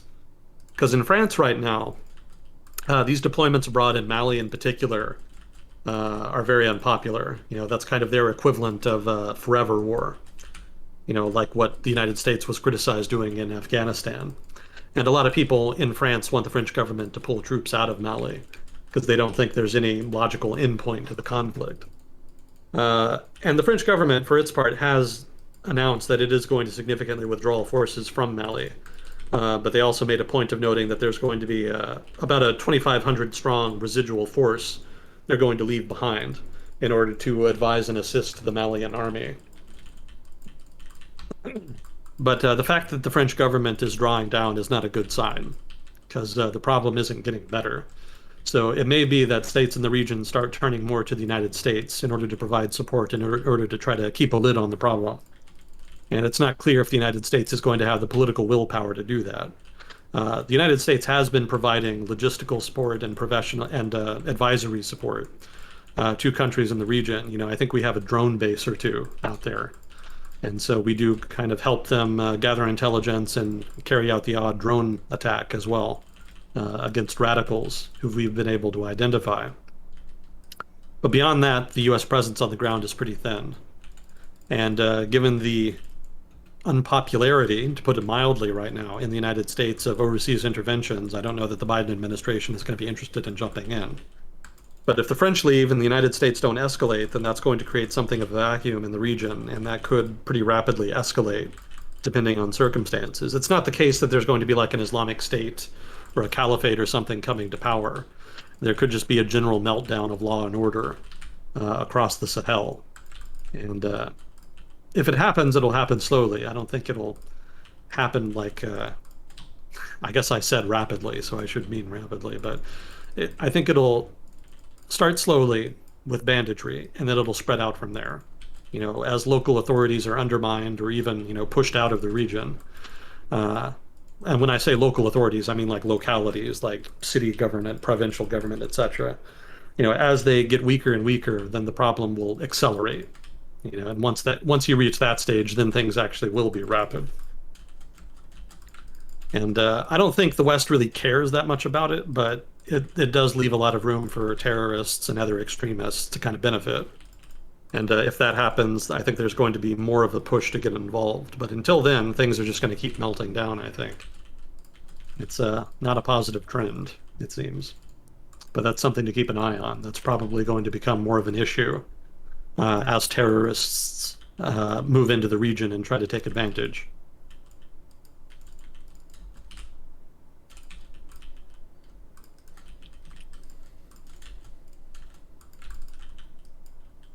And Lebanon did get a new government, which is good news for them. They've kind of been struggling for a while to form one, and so nothing has been getting done about the economic crisis. So it could be that there's light at the end of the tunnel there for them. Yeah, Lebanon is an interesting case right now because I was recently reading that Sri Lanka is having a very similar economic crisis. A major economic driver in Sri Lanka is tourism. And of course, COVID pretty well gutted that all over the world. And so with recent inflation being the way it's been, there's been food insecurity in Sri Lanka. And also significant currency, well, basically a currency crisis, flat out stemming from food inflation. So it's kind of similar to Lebanon in the sense that tourism imploded among other sectors, which caused a devaluation that has applied pressure to the broader economy. But unlike Lebanon, the Sri Lankan government is a lot more coherent. It's a lot more centralized. It has more authority. And so it's been able to be much more proactive. So you haven't seen any headlines about Sri Lanka experiencing the worst economic crisis in a century. But you have seen headlines like that regarding Lebanon. And so that really illustrates clearly the importance of leadership. If the government has the authority and the willpower, they can deal with a crisis like that. It would still have been bad, but it could have been significantly reduced in severity if the government had been more proactive, as was government actors were much more focused on positioning themselves for power as part of a prospective unity coalition government.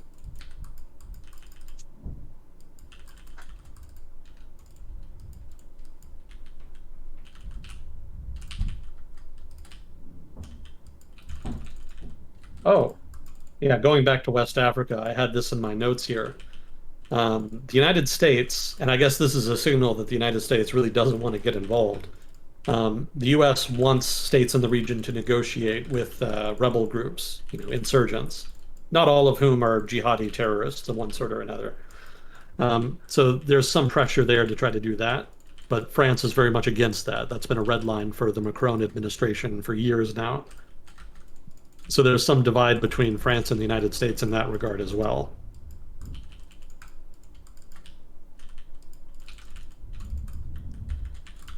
Let's see, what else did I have here?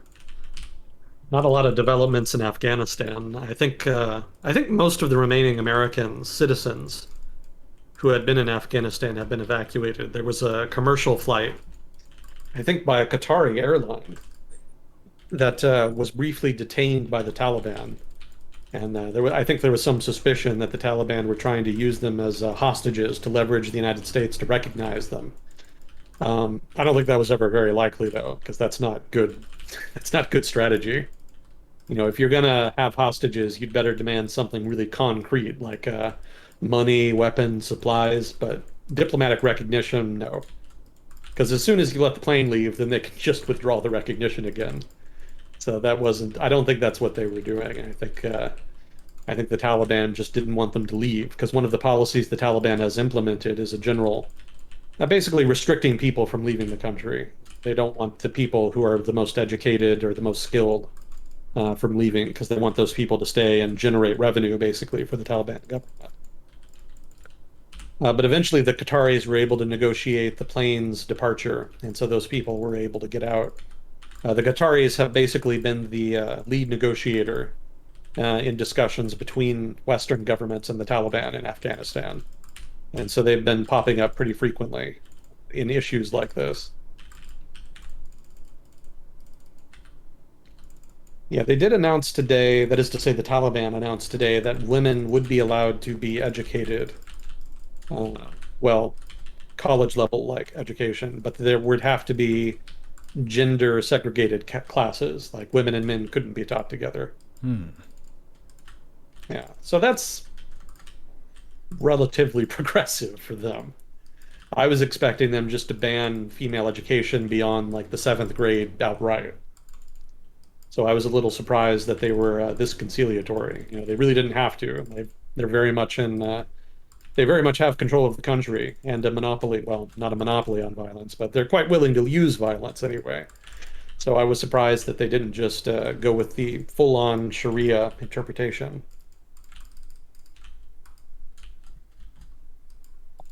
So maybe that's a good sign. The Taliban have said that they don't want to be too restrictive. They have sent signals that they're going to allow some education for people and that they're not going to be as strict as they were in the 90s. So, in so much as this policy reflects that sentiment, it would seem that they're honest and genuine about that. We'll see how long it lasts.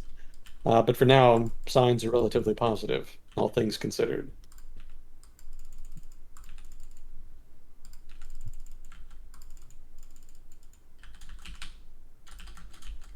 Let's see.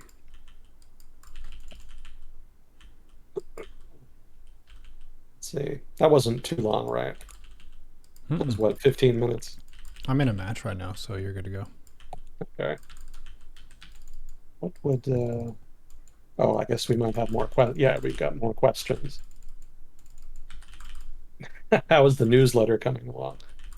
Well, I haven't been making one. I've been reading them. That was a shift in consumption for me. I shifted away from news articles more towards newsletters, but I oversubscribed a bit, so they've gotten a bit ahead of me. So I'm trying to kind of filter them out and kind of find some core newsletters to focus on. Because I don't think there's any way I'm going to be able to read all of the ones I subscribe to. It's just too much information. But yeah, as far as any newsletter by me, I don't have any plans for that in the short to medium term. Got to get the SoundCloud thing going first before I get to that. Let's see. What are your thoughts on the 2024 presidential election if Kamala Harris runs? Is it an auto loss for Democrats? It depends on who the GOP runs, because it could be Trump. I don't know if he's actually genuine about wanting to do it. I think the GOP as a whole, well, the party apparatus anyway, maybe not the followers and the voters, but like the actual party apparatus probably would really like it if Trump did not run for president. I think they would much rather have him as a fundraiser and as a basically a media personality that they can use to mobilize the vote. But as far as an actual nominee for president, I suspect they would rather go for somebody who would appeal more to suburban voters. It was really the suburban voters who kind of lost him the election in 2020. He saw a pretty, well, maybe not a huge, but a noticeable decline in his support amongst that particular group, amongst voters in 2020. So I think the GOP is going to focus more on getting a candidate who can win that particular constituency for 2024. But if Trump says that he wants to run for president, I don't know that the party can stop him either. So he may force the issue. Yeah, if Trump runs again, it's going to be tough. I mean, he didn't win 2020, but after 4 years, Biden is going to have the disadvantage of having been the incumbent. That's assuming Biden runs again. He may not. So really, I mean, if Biden doesn't run again, and if Trump does not run again, it could be a totally wide open field. And in that case, who wins the 2024 election is going to be just wildly variable. It's going to depend on who the parties nominate, and it's going to depend on economic conditions, and it's going to depend on, whatever random, event happens that influences the public between now and then. And who knows what that could be? Anything can happen. So really, it's just way too early to tell right now. But as far as if Kamala Harris is the nominee, I don't know that it's an auto loss because it's just going to depend on, again, the economy, who the GOP nominates, and whatnot, etc. I don't think she's quite so unappealing as a candidate that she would just lose right off. I think she polls decently with some important groups with the Democratic Party, so I think she would definitely be in the running for consideration. But it also kind of depends on if she wants to run. That's no guarantee either. Because the Biden administration has kind of saddled her with a difficult portfolio. She's responsible right now for handling the immigration crisis, such as it is. And that's not a great look. Whenever you get handed a sensitive issue, if you can make it work, it's awesome. It really raises your profile and makes you look good. But when it comes to something like immigration on the US border, there's almost no way you can look good dealing with it. Because there's not really any good way to deal with it without some long run solution that takes a long time to play out, that deals with some of the fundamental drivers of the problem. It would be better if there was like a quick, easy, sexy solution you could just implement in the short term and then get credit for the benefits. But immigration just isn't one of those. There's no short-term solution to that that's going to make her look good. So more likely, she's going to try to deal with it. Maybe she does the right thing in terms of a long-term viable solution, maybe not. But regardless, I don't think it's going to be solved by 2024. So most likely, she's going to get a lot of grief for how she deals with it, regardless of what she does, just because of the intractability of the problem. And I think that's going to kind of weigh on her going into 2024. So she's going to have to do something else between now and 2024 besides immigration to try to restore her image and build up political support in order to be a viable candidate. But until she does that, I don't know that she would even really want to run. Because, going in to an election as she is right now would be a stretch. And there's just a lot of criticism and pressure owing to the immigration issue. And she hasn't really done anything to kind of power or excite the progressive left. So that also is a knock against her right now. So I imagine as we approach 2024, she'll probably do something, to try to raise her star, to try to get more support. But for now, I think she's just more focused on policy. And until that changes, I'm skeptical she'll even be in the running.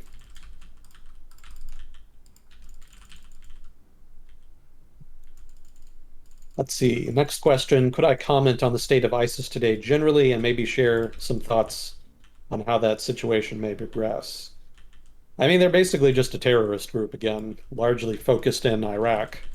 They've pretty well been ejected from Syria, owing to the Kurds having pushed them out.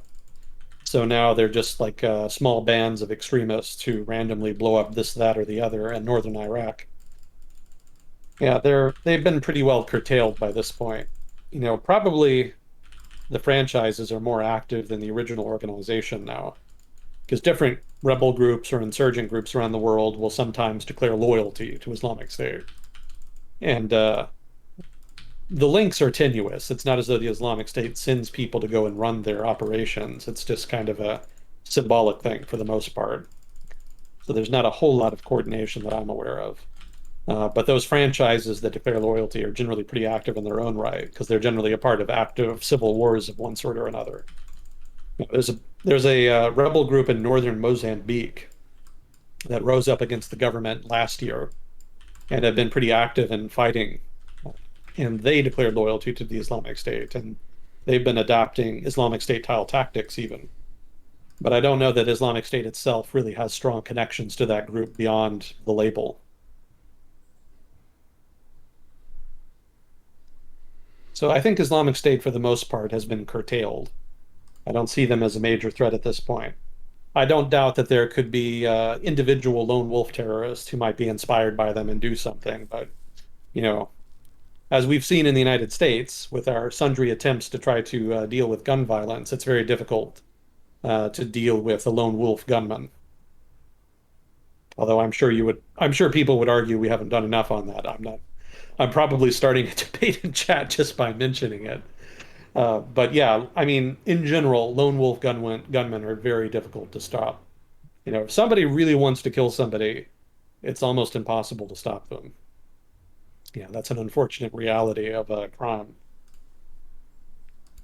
But as far as like big ticket terrorist conspiracies involving, dozens of people and big bombings or a 9/11 type event, those are much harder than they used to be.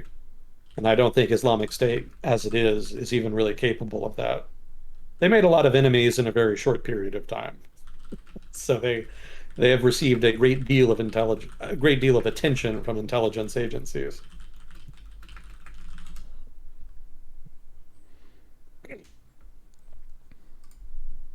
Yeah, if I ever miss the point of a question, feel free to ask again, because sometimes I miss the gist of it. So feel free to kind of elaborate on it, and I'll be happy to return to it.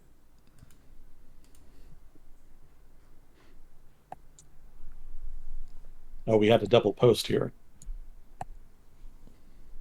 Let's hit it again. Yeah, same question twice. So yeah, two birds with one stone then. Yeah. You can't beat this efficiency. Yeah, we talked a little bit about ISIS before, and the short version of that was they took a whole bunch of territory. So on a map, if you're just seeing like, oh shit, ISIS took all this land, like it's a lot of land, but it wasn't really high value, high population land where they were defeating other organized military forces and stuff. It was basically no one was really staking a powerful claim to the region, so they kind of got to just go for a mass offense, but not really able to anchor themselves with a solid defense and then being able to do the difficult task, which is governance. Yeah. I did have a relevant data point on that in my notes here. I got this from an article in a CS Monitor article.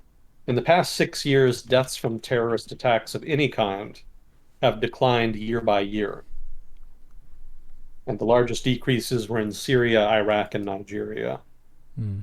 So that shows you the degree to which the Islamic State has kind of faded as a substantive terrorist threat. They're still active, they're still out there, and they still conduct operations, but the pace of those operations and their lethality has significantly declined.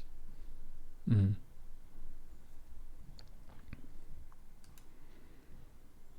It's interesting that the Taliban has been a name that's come up since 9/11 and the war on terror and what have you. And relative to ISIS, the Taliban looks kind of moderate. Yeah, they're actually enemies. They fight each other in Afghanistan. Mhm. The Islamic State was actually responsible for that suicide bombing that Mhm. killed those American servicemen when the U.S. was withdrawing from Kabul. Yeah, that's a rivalry that's likely to continue. Mhm. Nobody likes Islamic State. They're just really terrible at coalition building. They're way too extreme. Yeah, the coalition building, you have to be for the people to have long term loyalty. I think short term, you can point guns at people and they'll do what you tell them to, but long term, they're not going to be choosing you if they have the option between one leader group or one organization over the other if you've been that terrible to them and that strict about whatever your radical views are.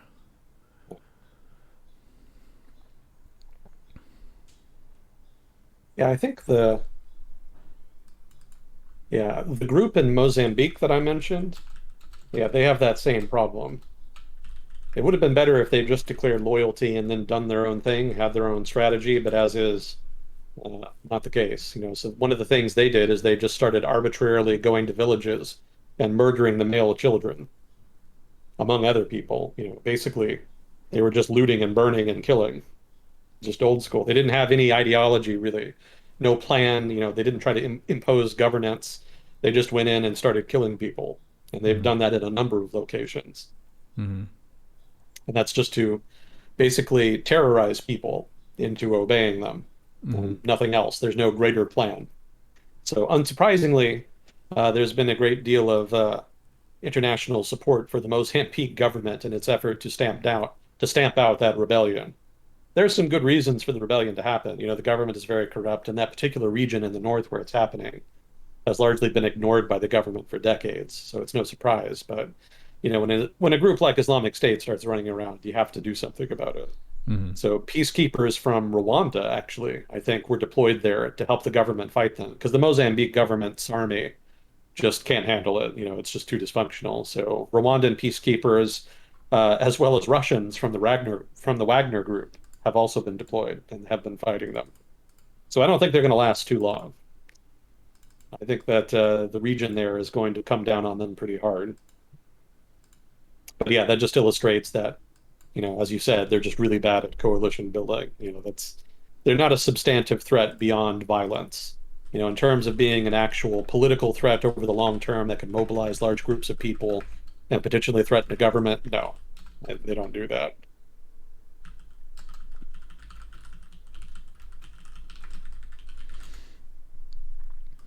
Well, how would you say we did today? I think we did well. The anytime you bring up the Antifa Proud Boys thing, that's like the chat gets a little bit more spicy. But it didn't get out of control, and I appreciate that, chat, that we can talk about these issues. There are a lot of hot button things that pass through during World Discussion with Agent Smith, and we just try to keep it consistently respectful. Yes, there are strong opinions about this kind of thing, but yeah, we don't need to devolve into a shouting match. The thing that's really funny is when you see a lot of the standard quips and quotes of what people who are pundits on the left and right have to say, and it's not really people thinking critically about it. It's like, all right, I've got this bag of quips and sayings that I've heard the people on my side of the debate say, and I'm just going to be dishing them out at the chat, which is less personal. We challenge people here to think about it and try to understand other people's perspectives and to focus on sharing the facts with each other.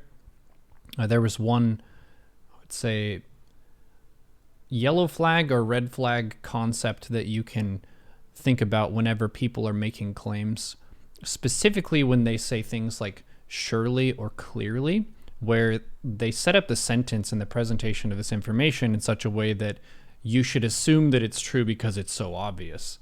But Daniel Dennett is a philosopher and a brain scientist, and he was saying whenever you hear someone say surely or clearly, you should sort of raise an eyebrow and feel like, well, what did they need to skip over to make it so obvious to everyone else? Because a lot of times, and this is an issue with listeners not being skeptical enough, you'll let the speaker start off with a bad premise, where they're starting off with something that's not factually correct or not verified or sound. And then they'll build a whole narrative and argument off the back of this, where if you check the foundations and you said, okay, the foundations of this whole conversation, I don't agree with, I don't think they're factually correct, then you can't build off that whole narrative that you're going to spin from it. So be careful each step of the way. We have a bias of credulity where we tend to trust people more than we distrust them. And we take in so much information that a lot of the information that we take, statistically speaking, is not going to be good. So you have to be able to train yourself as an individual, as a thinking person, to say, okay, information's coming in. I want to check this. I want to make sure that it's legit. And I also want to be open to the fact that maybe I get some information and it makes sense to me at the time, but then new information comes in and I need to update my views and perspectives. And you have to fight through a very difficult challenge boss in that event, which is admitting that you were wrong about something. And that may be one of the greatest challenges human beings can face as intellectual creatures. But it's liberating. And the thing that I really like about being wrong, and where I feel a burst of gratitude, is, holy shit, if you didn't correct me, I could have been wrong about this for the next future, the next years, rest of my life potentially. And you saved me from being wrong for all that time. So that's a way that you can kind of look optimistically at other people and with an attitude of curiosity toward what people have to say, of like, okay, where are you coming from? Is it possible that I'm wrong about this? If you come into a conversation and you have like that firebrand, I'm telling you like it is and you're all wrong and everything's going to go to shit if you don't agree with me, you're not really engaging in an active conversation that's living and breathing and adjusting to what's being said. Thank you for letting this rant. No, very informative. People need to hear that. It's worth repeating. People can be wrong about stuff. Fact. People who have identified as conservative have been right about stuff, and they've also been wrong about stuff. Progressives as well have been at times right about things and wrong about things. Maybe it's that the truth is beyond a political party. Oh shit, don't tell the Chinese government. Let's see. Did we have time to squeeze in another question here? That double question was actually two different questions. Yeah, sure. So the question had to do with, I mentioned Francis Fukuyama and his end of history concept, and this person wanted me to expand on that concept. I mean, it's pretty straightforward. I mean, Francis Fukuyama has been misquoted, basically, very frequently. And it's almost, the quote itself has taken on a life of its own. He said that it was the end of history because the Soviet Union had collapsed, and in his opinion, liberal democracy had thereby been legitimized as the only acceptable, legitimate government that would be accepted internationally going forward. He actually never meant that there would never be conflict or problems. His thinking was just that the history of political systems competing with alternative competing political systems was over. Communism versus fascism versus liberal democracy, etc. That competition very much defined the early mid 20th century. But with the end of the Cold War, his thinking was that liberal democracy had won that competition, and that future competition between states would be of a different sort. It would still be there, but it just wouldn't be of the kind that had defined the Cold War and the pre-era leading up to the Cold War.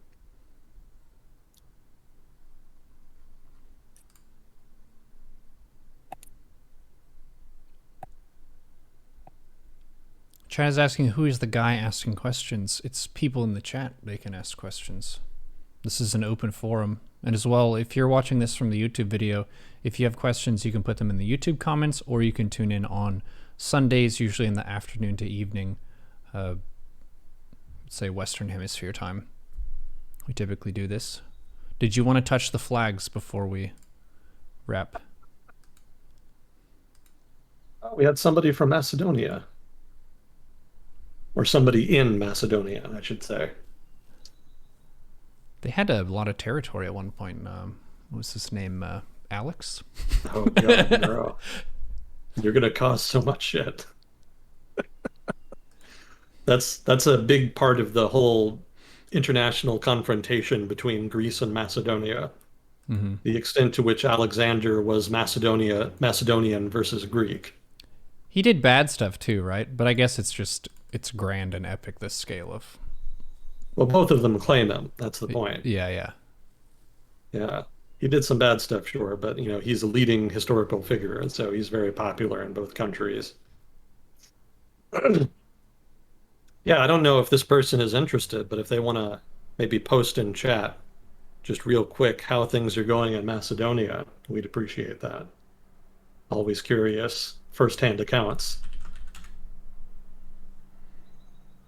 Let's see.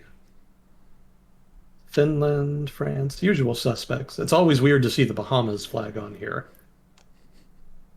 Hello to whoever you are in the Bahamas. Thank you for listening. Just imagining someone who regularly tunes in from the Bahamas, and every time you say that, they're like, yes! Noticed. Oh, hello to our Argentine friend. Did you see that video on Reddit the other day of the candidate for the Buenos Aires Chamber of Deputies? No. I'm going to send that to you. Okay. I'll send it to you after we're done here. I don't want to take too many because you're not going to be able to show it on Twitch. But it's pretty good. She's a politician. She's running for office in the Buenos Aires Chamber of Deputies. And her campaign ad involved some salsa dancing without pants. It's pretty interesting.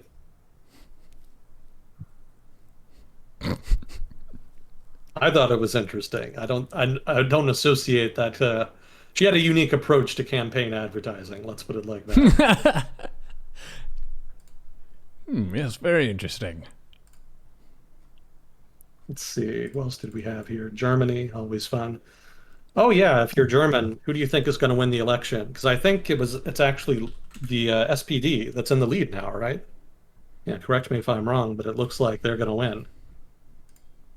So that'll be an interesting change in government there with some repercussions potentially. Let's see. Italy, Poland. Oh yeah, we've got some Poles. Yeah, if you're Polish and listening, what happened with that abortion law? Is that still in effect or did they get overturned? I never really saw the follow-up to that. I saw the law and I saw the protests, but I didn't see like the aftermath. It kind of disappeared off of the out of the news, basically.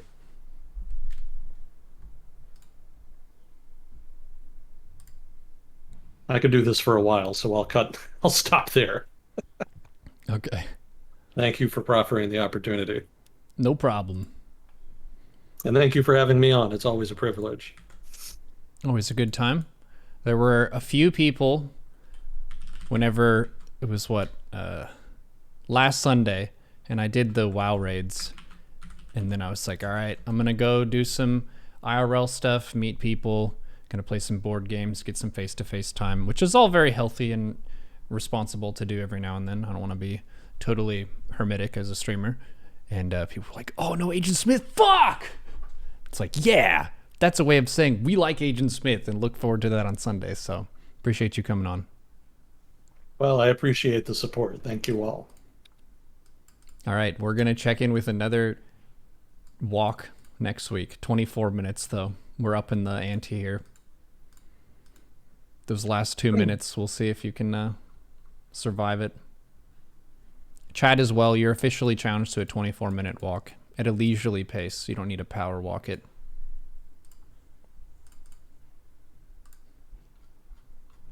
Oh, did they have... I'm having trouble finding it. Well, thank you again for having me on. I'm going to send you that link so you can watch that. Cool. Well, take care of yourself, sir. And we'll see you on the next episode of World Discussion with Agent Smith. Yep. See you next time. Nice. Hello, YouTube.